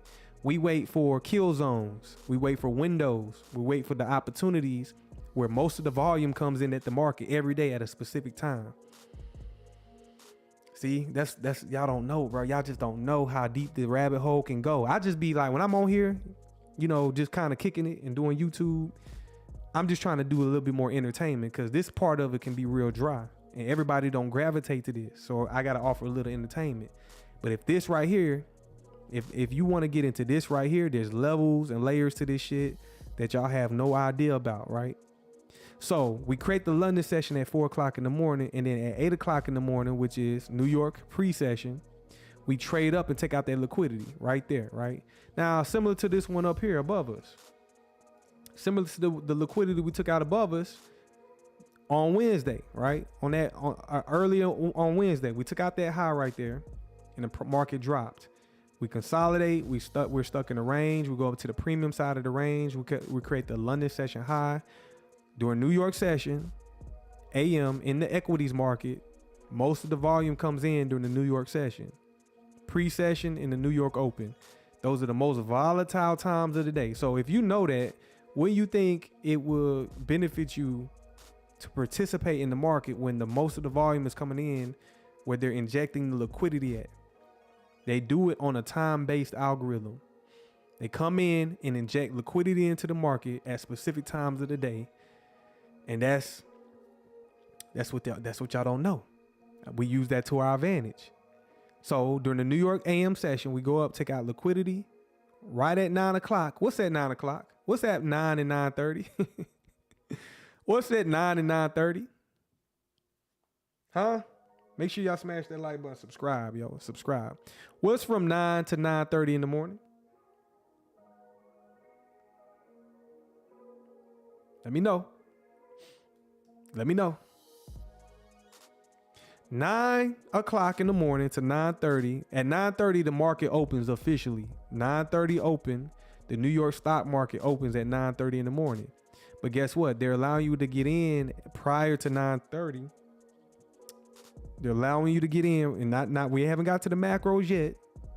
Because I guarantee I can drop down to lower time frames and show you that liquidity sweep happened during the macro. I might just do that here in a minute. This is a 1 hour time frame, but we're gonna have to go down to lower time frames to see if that actually happened.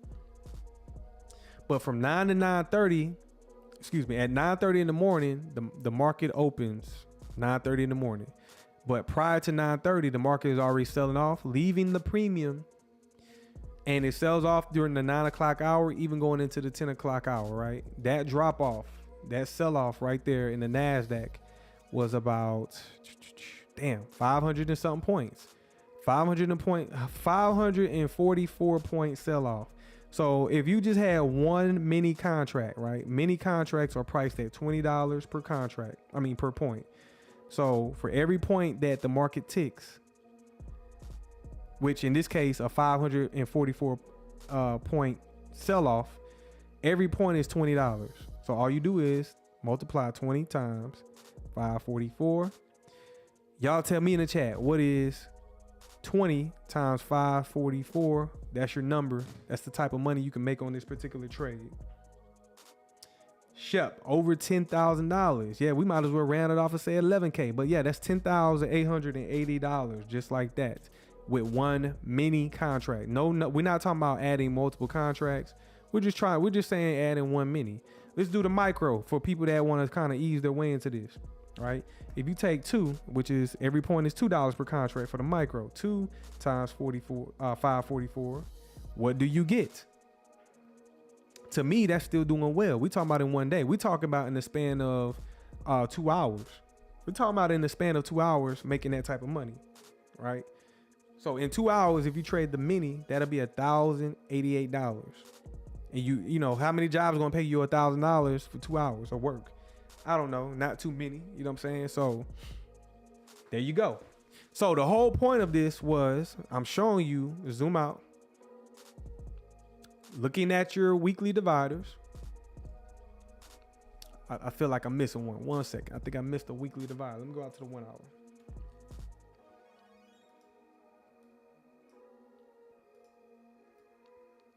What is going on? 1 second, y'all. 1 second.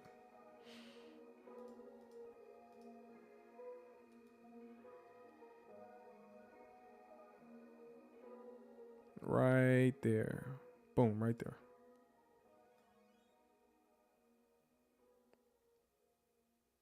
All right, my bad.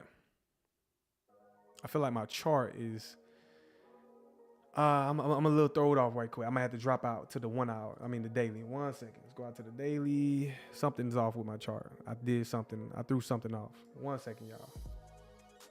And I think I know what it was. No, let's go back down to the 1 hour.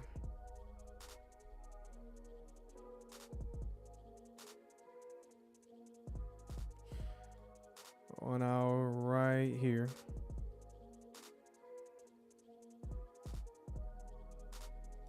All right, and then right here, Sunday. Okay.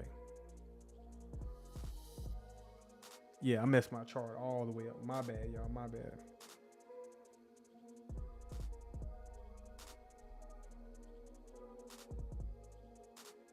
Okay.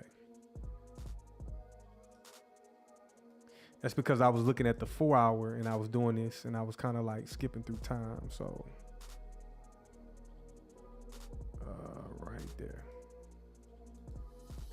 All right. So the point in doing this, right? The point in doing this is to look back in price and you're getting old data, right? And you can back test, and there goes a setup that I was just showing you and highlighting to you, right? And eventually, check it out, the market continue to go lower. If, let's say you got in up here this particular week, and then it rolled into the next week and eventually, you know, kind of sold off a little bit more. Once you see this, you can't unsee this. So whenever you throw these tools up, the look back in the forecast, like I just showed you, go back and watch the live stream. Once you throw this up, right, you can go back and back test old moves in the market that repeat over and over again. This shit ain't random, it's algorithmic. So let's say you entered up here, right, this particular week, and then it goes into the next week. And then what's up, Texas Plates? And then in the next week, price on a Monday just rallies higher for no reason, right? But no, it didn't just rally for no reason. It went up and what did it trade to? It traded into this SIBI right here, right? This SIBI. So I'm gonna highlight this SIBI. It didn't grab any liquidity. It did, but it didn't. So when it rate traded higher, it took out these highs right here. I'm gonna highlight those highs right there. Equal highs right there.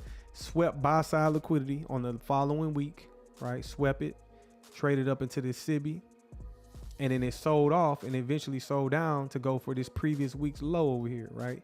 What you see me doing is back testing, right? Back testing. This is how you get good and efficient watching old moves in the market. And then guess what? When it sweeps liquidity on the downside, it rallies up, trades down, forms a BISI right here. Buy side imbalance, sell side inefficiency, trade into it, and then it shoots back up higher, and then it clears out these highs right here. See these highs? Clears them out, right? So you could been taking profit from here, right? Trading back into this BISI, the SIBI. So that's what I'm doing when I look at the look back in the forecast. So let me go ahead and erase some of this. Hopefully you learn from that, right? Let me take off some of this on my chart. And price is always seeking liquidity. That's the number one thing it likes to do. It likes to reach for liquidity, and it does it over and over and over again. Does it over and over and over again. So let me hide some of this. Take it off my chart. And then I'm gonna bring you back to current price action. So I kind of I started to get on a rant, and I started to go off into the deep end, into the matrix, but I don't think some of y'all ready for that. I don't think some of y'all ready for the matrix. So what I'm doing is I'm setting up my chart right now. You can see last week's high right there, right? This is last week's high.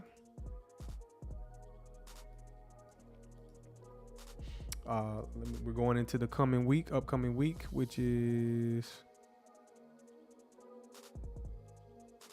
right there. I'm gonna remove this. Yeah, I don't know what I was doing earlier. I was getting my chart was off. Right there. All right. So we're going into the coming week, right? We can see last week's high. There's nothing above us. I already framed up what's below us. So who remembers in the chat? What's this green shaded area on my chart? What is that on the chart? I'm on a 1 hour time frame. But remember, I did a top down analysis. What is this green shaded area on my chart? What is this green shaded area on my chart? Anybody know? Yes, AWB.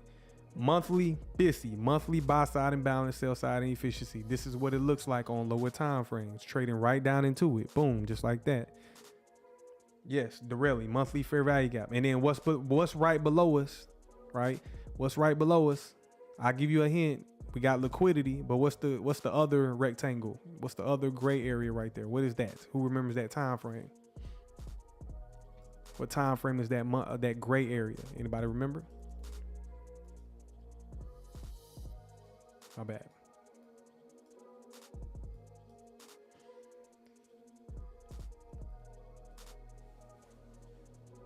AWB sell side liquidity and volume balance on the weekly.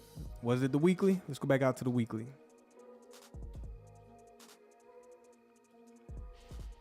Not the weekly. That was on the daily. That was the daily. There was a volume balance on the daily right here, right? On the daily time frame. And also the liquidity I got from the continuous contract, right? So the liquidity level is lining up with the midpoint of this volume imbalance right here. But the liquidity is what I got from the continuous contract. So that's what I'm currently looking at. Now you good, AWB, you good. So let's go back down to the 1 hour.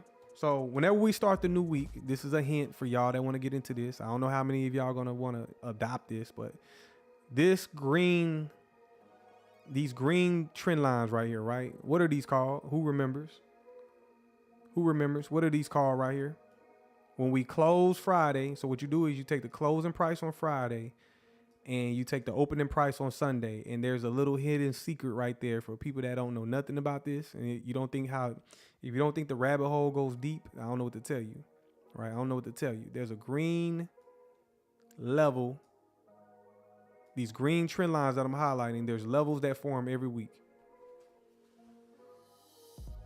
AWB, NWOG, NWOG. Anybody else knows what that stands for? Anybody know what that stands for?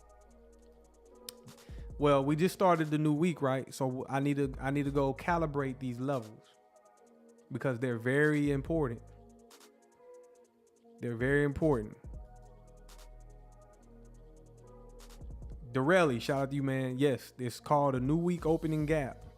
New week opening gap. So you can see every week, right? And it's in plain sight. Most people don't, a lot of people don't pay attention to it. But look, plain sight. We got Friday's close right here. Friday's close. What's up, Lenny? Shout out to you.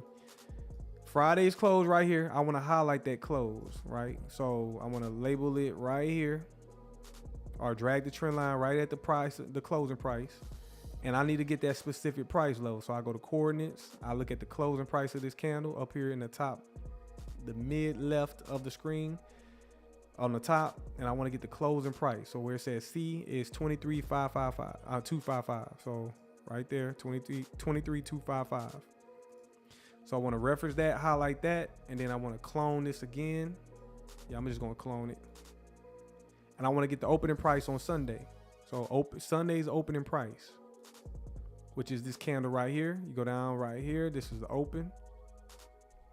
The Sunday's opening price is 23,191.50. 23,191.50. Calibrate it. Boom, just like that. Next thing I'm gonna do is I want to find the midpoint, right? Just like fair value gaps. I want to find the midpoint of this gap right here. So I'm gonna take a Fibonacci, boom, right there. I'm gonna clone this trend line right here. I'm gonna put it right at the 50% mark. And you tell me if that's fucking random or not, huh? You tell me if it's random or not. You tell me if that's random or not, right there. Why is price trading right at that level? Huh? Why has price traded right at that level? Or why is it reaching for that level right there? You tell me if there's random or not. Smash that like button, subscribe. If that's not algorithmic, this is called the new week opening gap, right? New week opening gap, they form every week. There's also something called the new day opening gap. I'll go over that at another time. I'm not gonna do that right now. It's too tedious, right? Too tedious. So yeah, right now price is trading inside a new week opening gap. So watch when I go out to the weekly time frame. Watch what the weekly candle looks like. So I'm gonna go out to the weekly. And when I go out to the weekly time frame, look at that weekly candle, right? Look at the weekly candle. We got 5 days in a week, right? Well, 4 days, 12 hours until the week closes. And when I drop down, look at the weekly candle and what it looks like. Well, whenever you see the weekly candle trading like this and you got your new week opening gaps highlighted, I don't even have to have my new week opening gaps on my chart. I can just remove them off my chart and I can say, hey, look how the weekly is trading. And I'm going to know we're trading inside of a new week opening gap, or the current new week opening gap. But a lot of times price will refer to previous week's new week opening gaps. right? Price will refer to the previous week's new week opening gap. So let me see if I got the old ones on my chart. No, because we just started the new month. I don't even have the old ones on my chart. So let me see. Nope, I don't have the old ones on my chart. Oh, here we go, right here. All right, I only got one, right? So what I'm gonna do is I'm gonna take everything off my chart.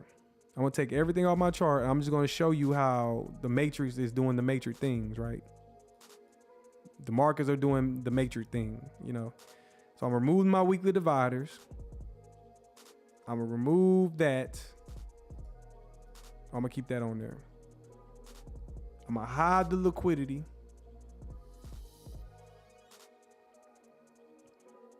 Hide the order block. Hide the trend line. Yeah, I'm gonna hide a lot of stuff. I'm gonna hide this. So a lot of times when I just hide all this stuff on my chart, look how price is trading in this grid, right? It's trading inside of a grid, which this is just one element of the market, right? You can just trade new week opening gap. So look how price on this particular week, this was March the 6th to March the 8th. We open up with this new week opening gap. Look how many times we trade to it and through it, right? So we trade through it, above it, back in between it. If you don't think this is a trade setup right here, right? A little scalp. If I zoom in, right? You see how price trades up? When it trades up, what does it trade into right here? That is liquidity. Sell side liquidity right here. We trade into sell side liquidity. We sweep that high, right? Not sell side, buy side liquidity. Sweep buy side liquidity. Somewhere up here, smart money is putting in their shorts. And when you trade down, right, you don't think you could scout right down into these levels?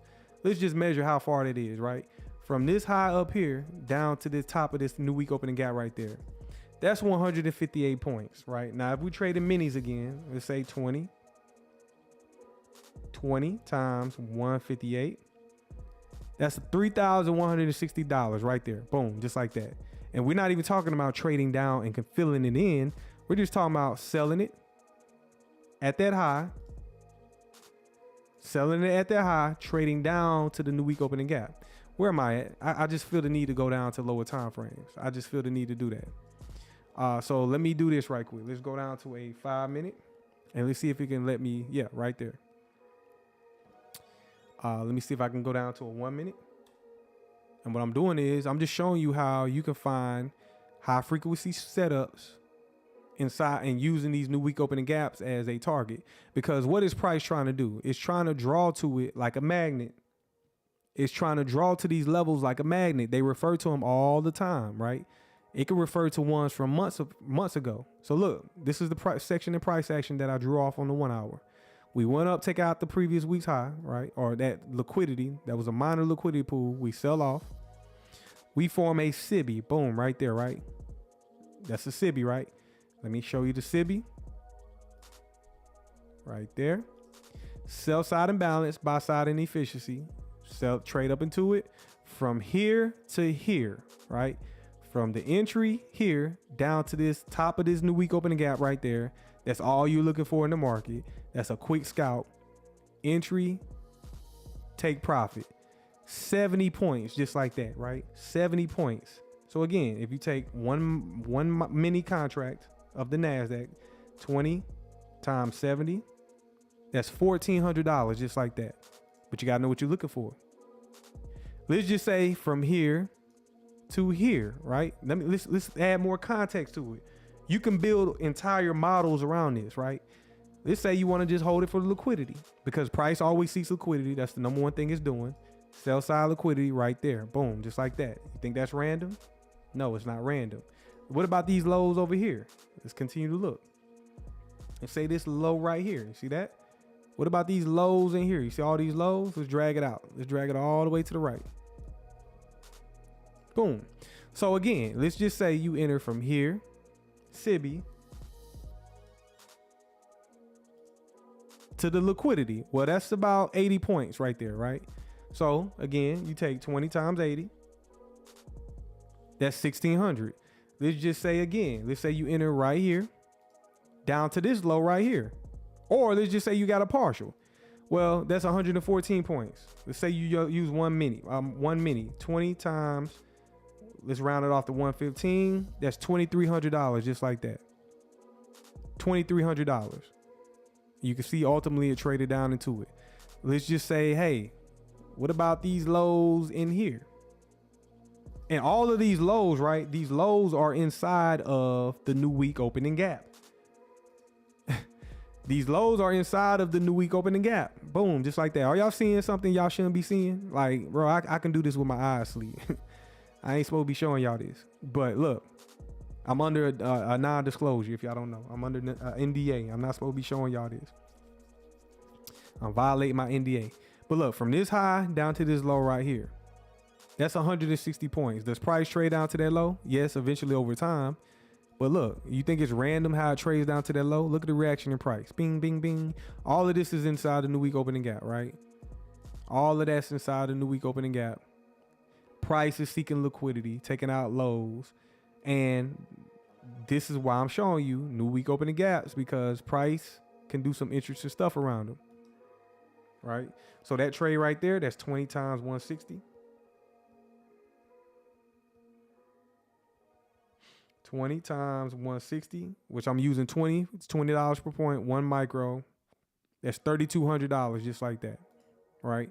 So that's the power of the new week opening gaps. That's why I highlight them, because there's models, there's trading systems that are forming all around them. Go back out to the 1 hour, right? It might not look like much, but it is. It might not look like much, but it is, right? So let's look at this.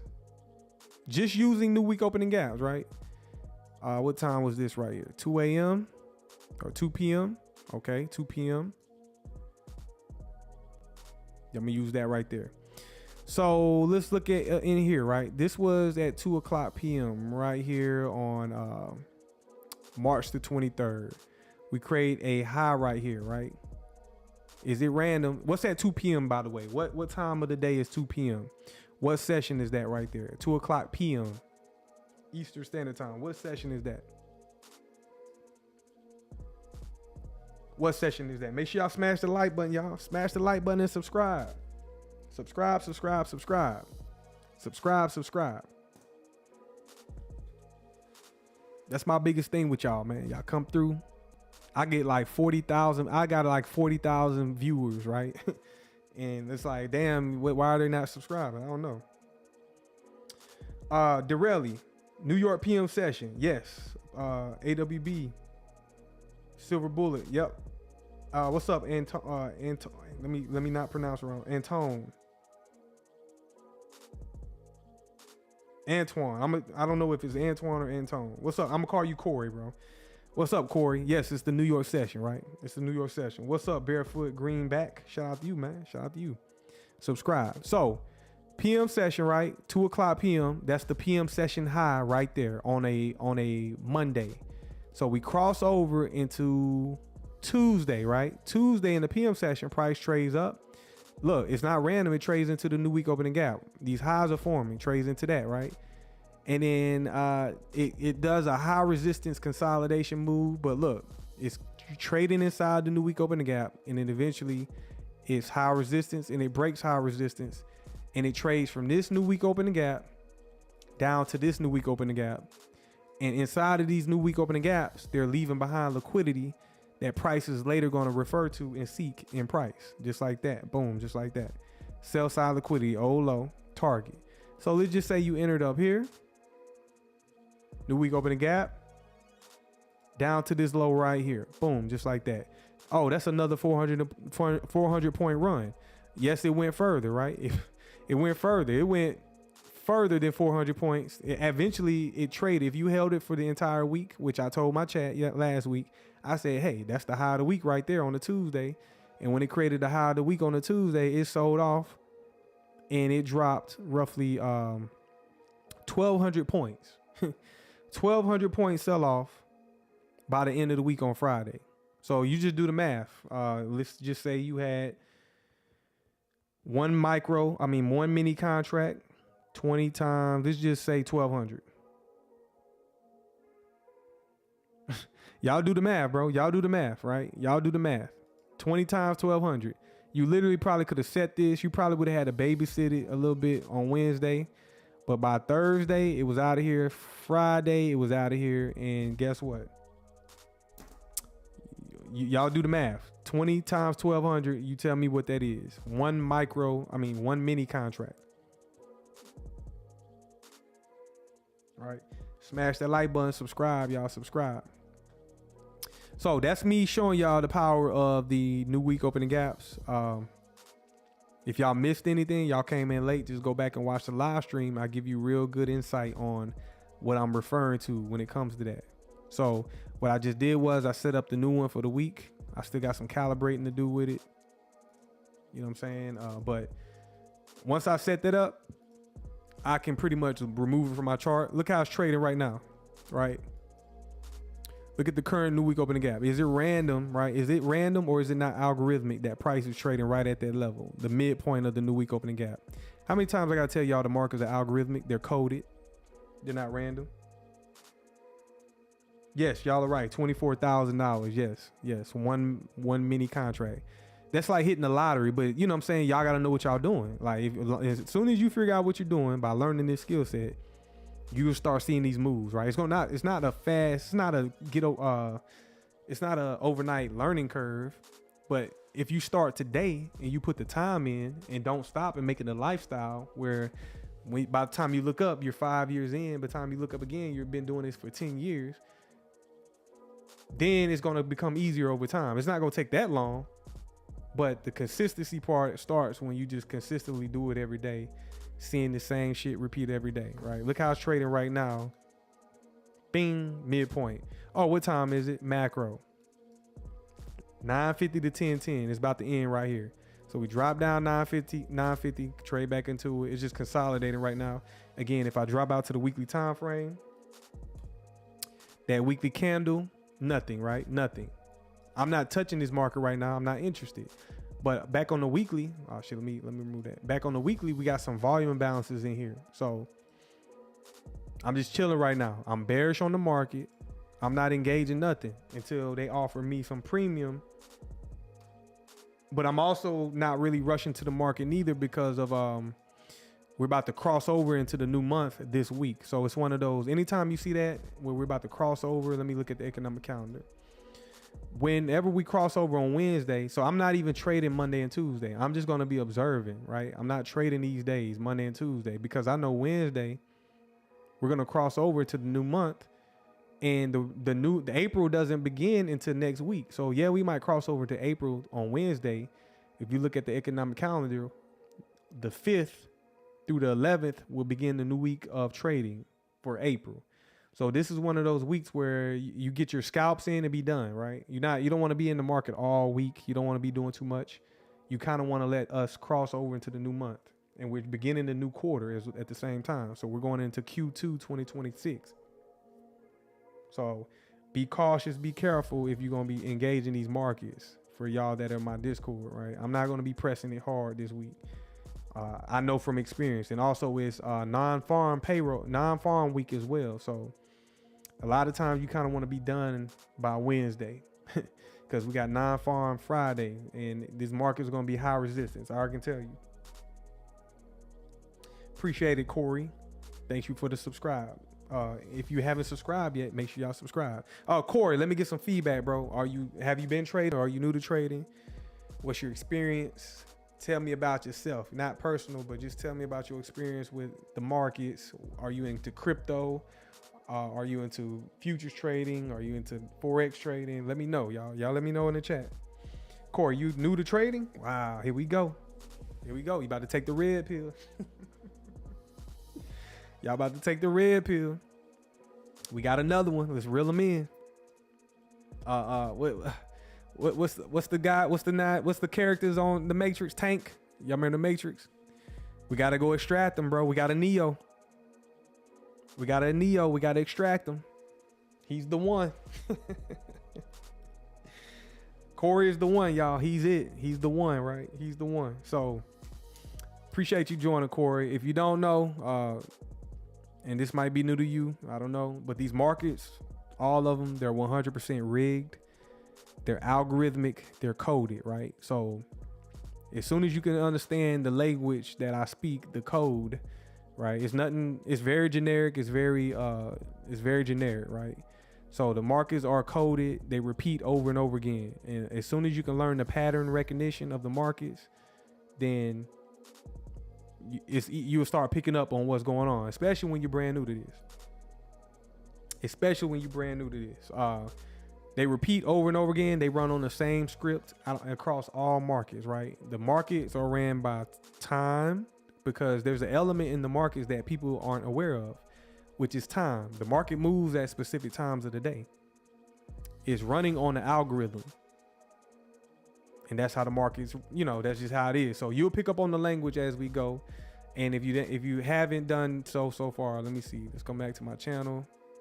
If y'all are brand new, let me go to my channel right quick. 1 second. Go to my channel right quick. If you come to my channel, you come to my right here, courses 2026. I got free courses, right? You can just go through my free courses. They're not done. I just started this series really 2 weeks ago. I need to start back doing them, but I got a continuous series. I'm only on episode 4. You can start here. You can get a foundation on what I'm doing, right? Everything else is a little bit more entertainment, where I'm talking about news, headlines, etc. And then I got examples of my trading, right? If you want to come to my page where you want to see my trading examples, I got that as well. So you can do that. If y'all haven't followed me on X, y'all come over here. Excuse Tiger, y'all. He's a little bit, Tiger Woods is a little bit out there, right? Excuse Tiger Woods, but if you come to my channel, my X, you can come over here and subscribe to me on X as well, right? Subscribe to me on X. You can come check some of my trade examples. Again, y'all subscribe, right? I'm trying to get my subscribers up. Got a lot of people that come through and they just pass through, but they watch. Let's see. So if y'all just joining, I was setting up my NASDAQ chart, right? This is the primary chart that I trade. Where's it at? Right here. So, okay, NASDAQ. So what I was walking through what I'm thinking this week. I'm bearish on the market, but we're about to cross over into the new month. So it's already been a successful month. I was very profitable this month.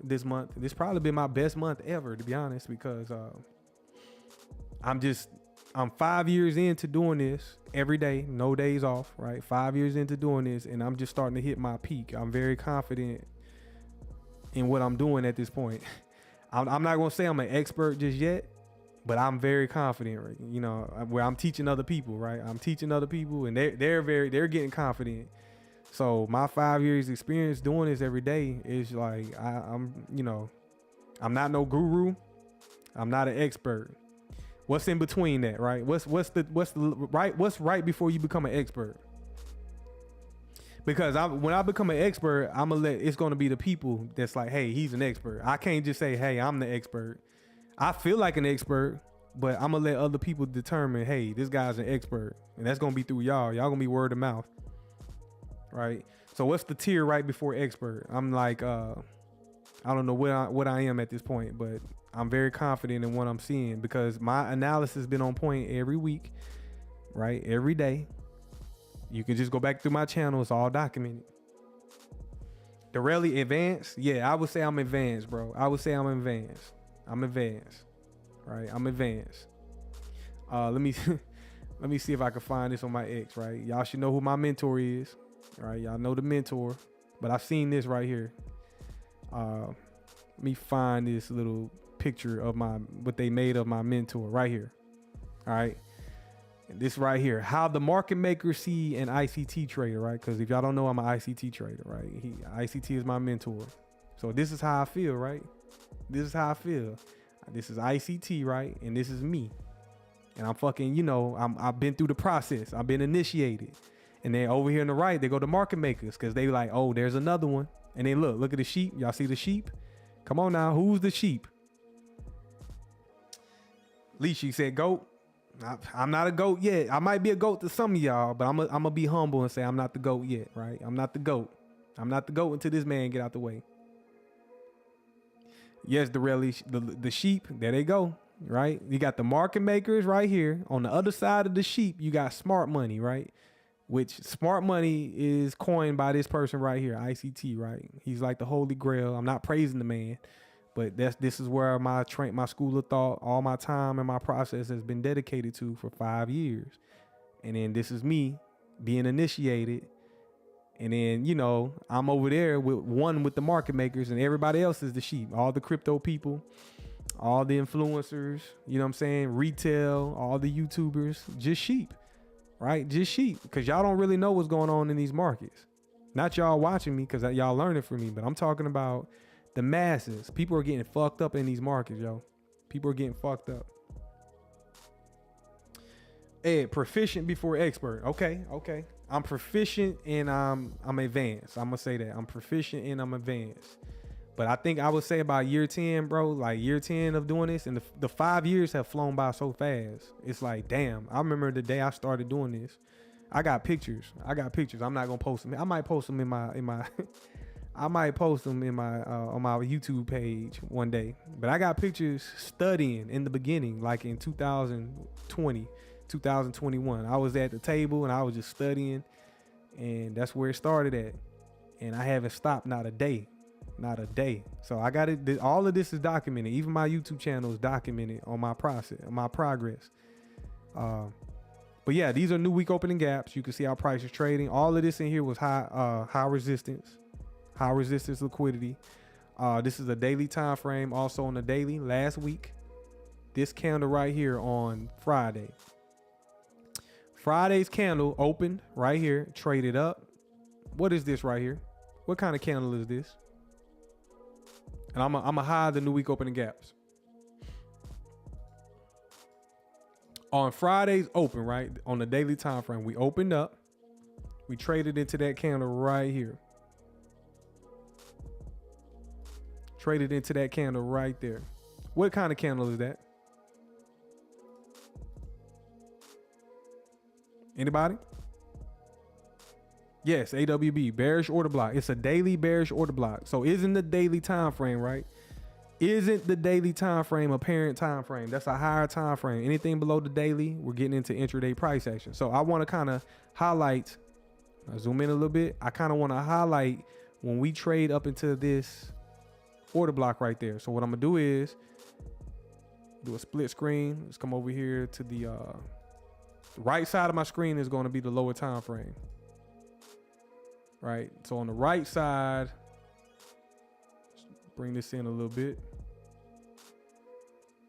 Right there.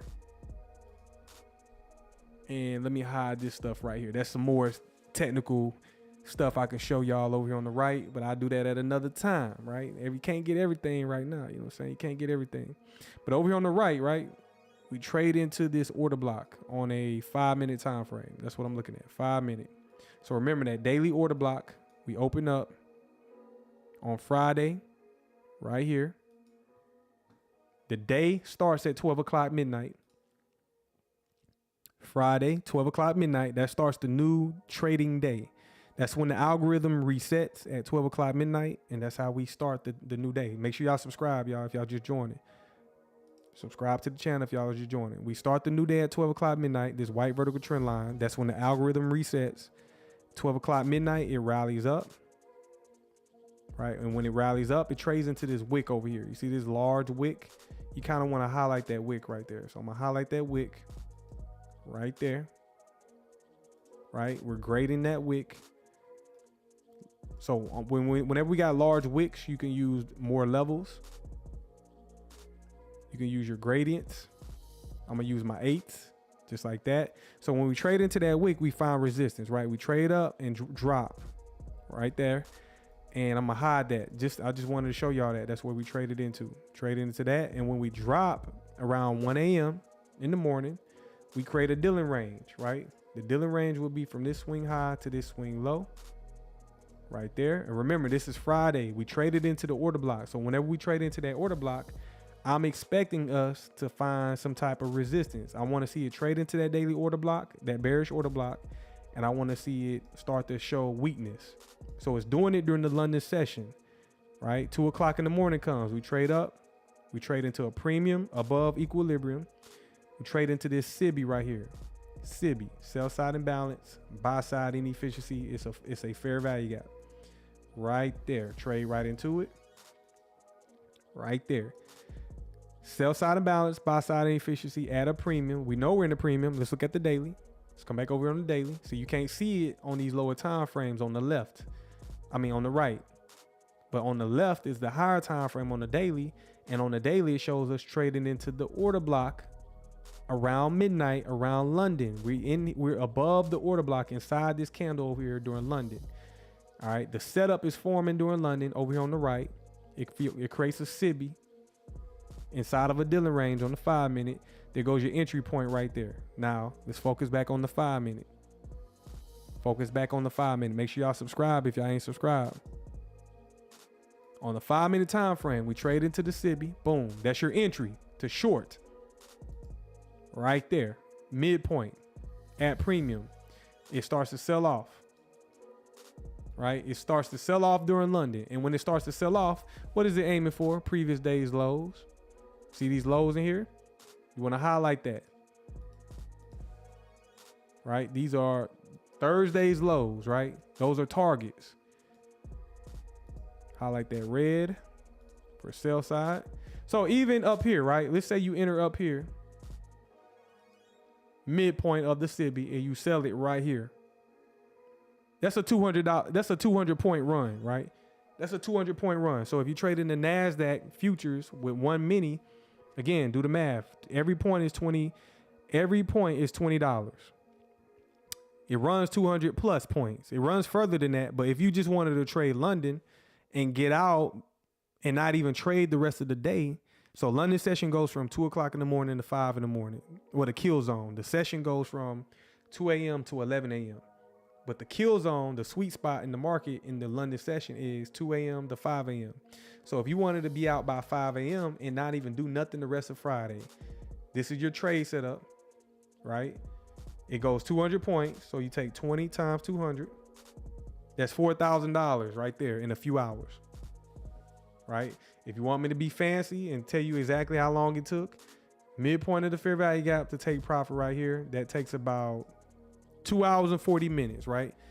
2 hours and 40 minutes, $4,000, just like that, right?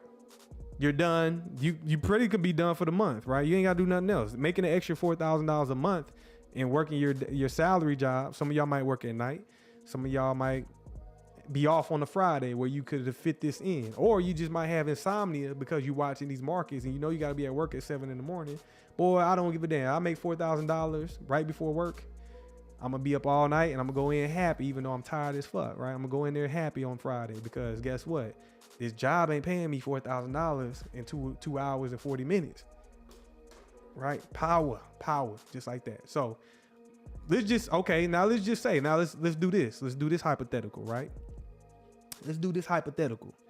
Let's say we add 2 contracts, 2 minis. So all you're doing is adding an extra contract. And if you don't know, trading futures, you're not limited to how many contracts you can trade. You're only limited to how much equity you have in your account. So if you got $1 million in your account, you can trade as many contracts as you choose, as long as you don't over leverage that $1 million. So let's just say you got 2 minis on, which is 2 contracts. And all you're doing for this example, right? You're going to do 2, which is going to be $8,000. So if you had 2 minis on, 2 times 200, that's my bad. 20 times 400. Excuse me, my bad, y'all. 20 times 200, which is 1 contract, that's $4,000 times 2, that's $8,000. But let's just say you took 1 off right here, right? Let's say you took 1 contract off at 200 points and you let the other one go. You just let it run, right? You let it run the rest of the day to see how far it can go, right? Let's say you let the extra one run, and that's what we call runners, where you have multiple contracts, you take profits, and you let one just run off to see how far it can go. What you do is you roll your stop loss down to, below your entry. So if you get stopped out, you get stopped out in profit. You don't lose nothing. So let's say that extra contract goes from entry down to this level right here, which is this monthly fair value gap and shaded in green. Well, guess what? If you would have held on the rest of the day, that run, let's go ahead and round it off to 630 points. So what you would do is 20 times 630. You tell me in the chat what you got for that extra contract. What would you get for that extra contract? What would that extra contract pay out? That's what I'm trying to say. What would that extra contract pay out? Y'all tell me in the chat.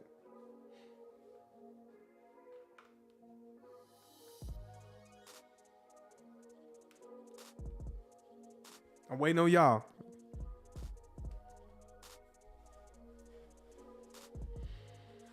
So, okay, let me speed this up right quick. Because y'all might be getting tired, right? Y'all might be getting tired. There you go, Shep. Shout out to you, Shep. With a 1 micro, right? I mean, 1 mini contract, which is $20 per point. Price runs 630 points. That is $12,600, right? And that's just on the runner. That's just on the runner. Now add the $4,000 that you took off up here. Add the $4,000 that you took off the first contract, right? You took partial. You took a profit with you ran 2 contracts. You took profit at the original sell side liquidity right there. That will be $16,600 in 1 day. Yes, look, check it out. It does go further, but who cares? I got out at a specific level, which was that monthly fair value gap. As soon as it touches it, I'm out the market. 630 points, just like that. 2 contracts, $16,600, just like that, in 1 freaking day. How many jobs I mean, shit. 1 day, and we talking about like, we're not talking about like a whole lot of equity. We're not talking about like putting a whole lot of money on the line doing this. You just gotta know what you're doing. You just gotta know what you're doing. Make sure y'all smash that like button, subscribe. 21 people in the building. You just gotta know what you're doing. So that's just me right there. I'm back testing what happened on Friday, right? And then when I go back out to the daily, oh, look at the daily candle. Do you think it's random that the daily candle opens up, trades into the order block on the daily, and then sells off during London session and sells off the entire day on Friday? We talking about last Friday, where everybody was panicking. Everybody was, oh, the stock market is crashing. Trillions of dollars came out of the market in 1 day. And this daily candle right here, they were saying over $1 trillion came out of the market in this 1 day right here. And that's what it looks like short in the market. That's what it looks like short in the market. Is it random that it trades down to the monthly BISI? Let's go back out to the monthly, right? You see this green shaded area on the daily? See that green shaded area? Right? That's a monthly BISI. Now let's zoom back out to the monthly. And when we zoom out to the monthly, right? What we highlighted before, monthly BISI, we trade right down into it. Boom, just like that. But I showed you how to get down to it on Friday on intraday price action. I showed you the setup. I added, well, all I did was include time of day. I included the session. So what you're doing is you're including time, the hidden element that you can't see, which is time. And they say you can't time the markets, but I'm sitting here showing you time in the market. Now let's just do this extra little step. And we're in a market maker sell model, right? So let me hide this right here. And in a market maker sell model, you want to see price supporting bearish order blocks. You want to see it supporting SIBIs on the way down, right? So let's just start marking off SIBIs. Check this out. Right here, we got a SIBI that forms right here. Sell side imbalance, buy side inefficiency. And if you're brand new, this is me showing you how the markets are algorithmic. They repeat over and over again. We trade up into this SIBI, sell side imbalance, buy side inefficiency. Bing, just like that. Sell off, right? Sell off. We retrace up. We drop down displacement. These consecutive up close candles right here. Y'all tell me in the chat, what is this right here? What is this right here? Consecutive up close candles. What is that right there? Y'all tell me in the chat.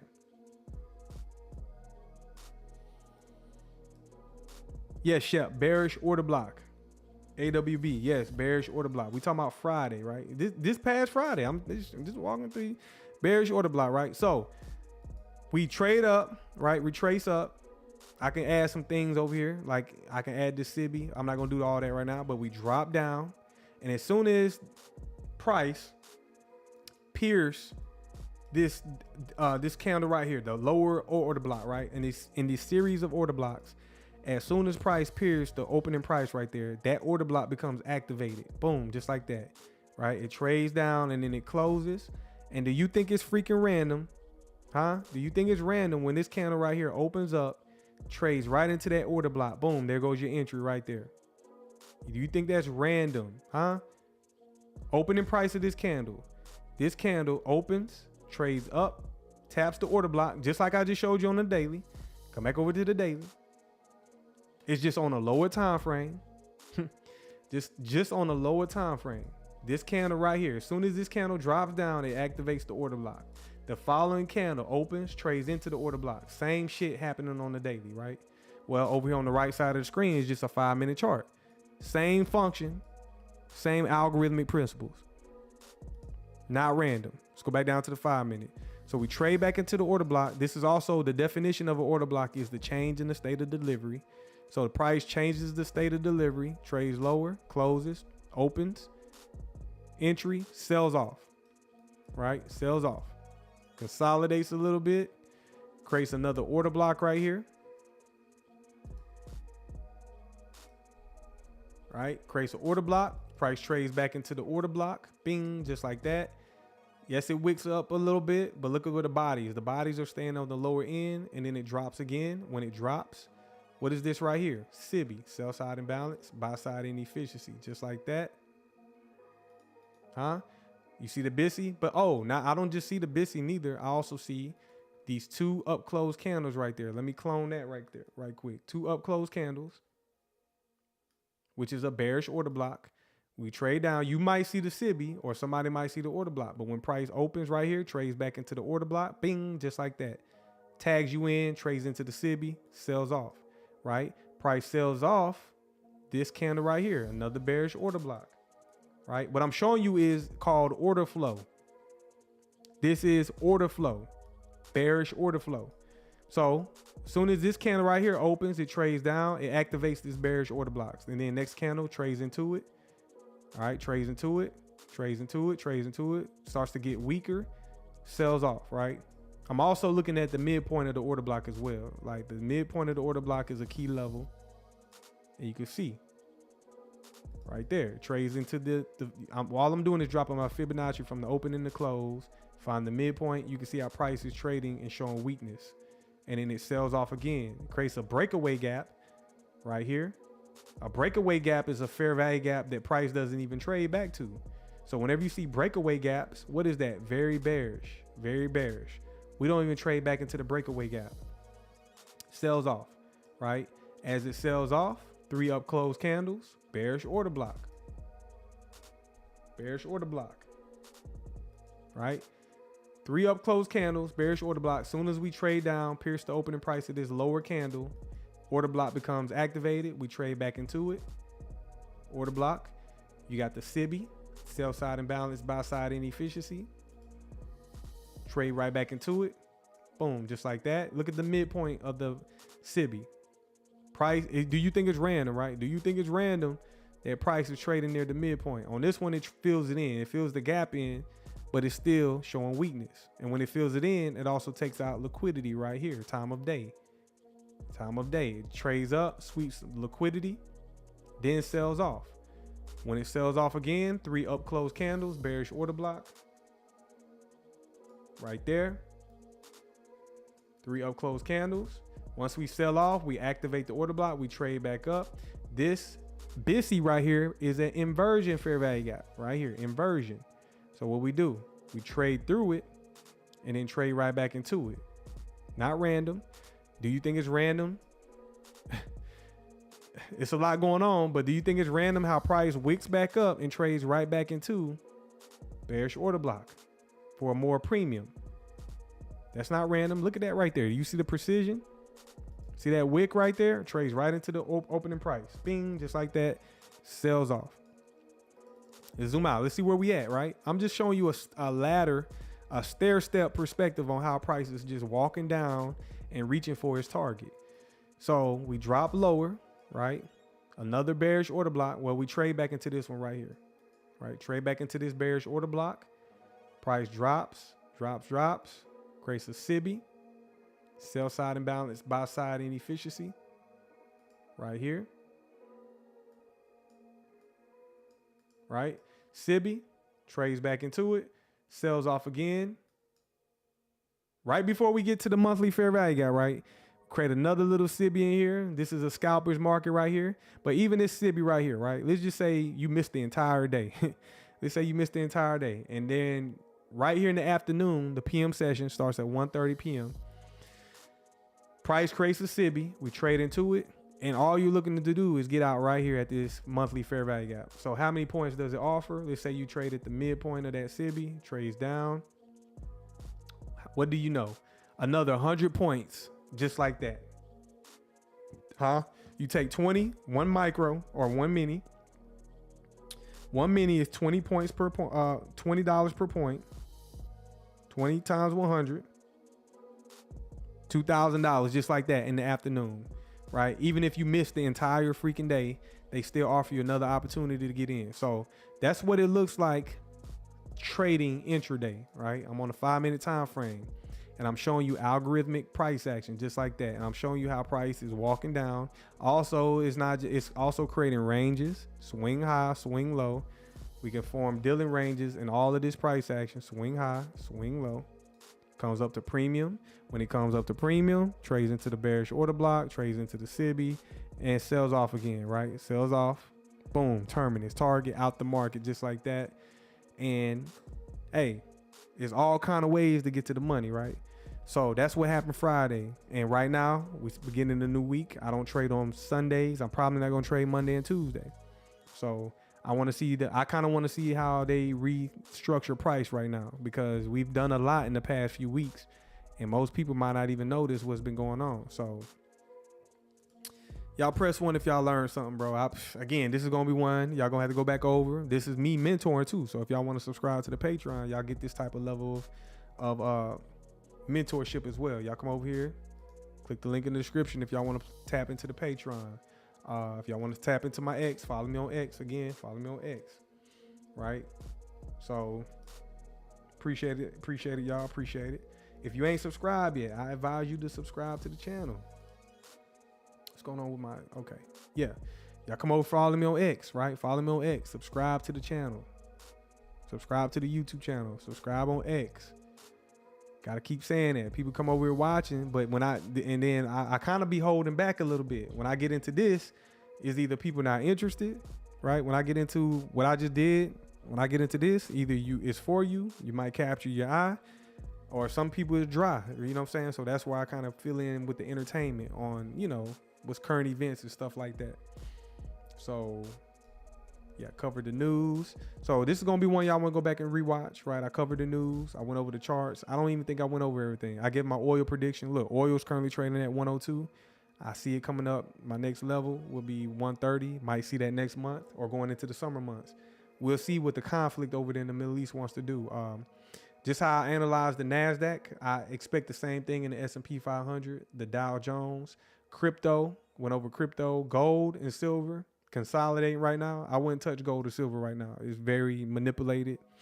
Gold and silver, trading at, no. But if you're looking to buy it, it's at a discount. I'm talking about the physical metal.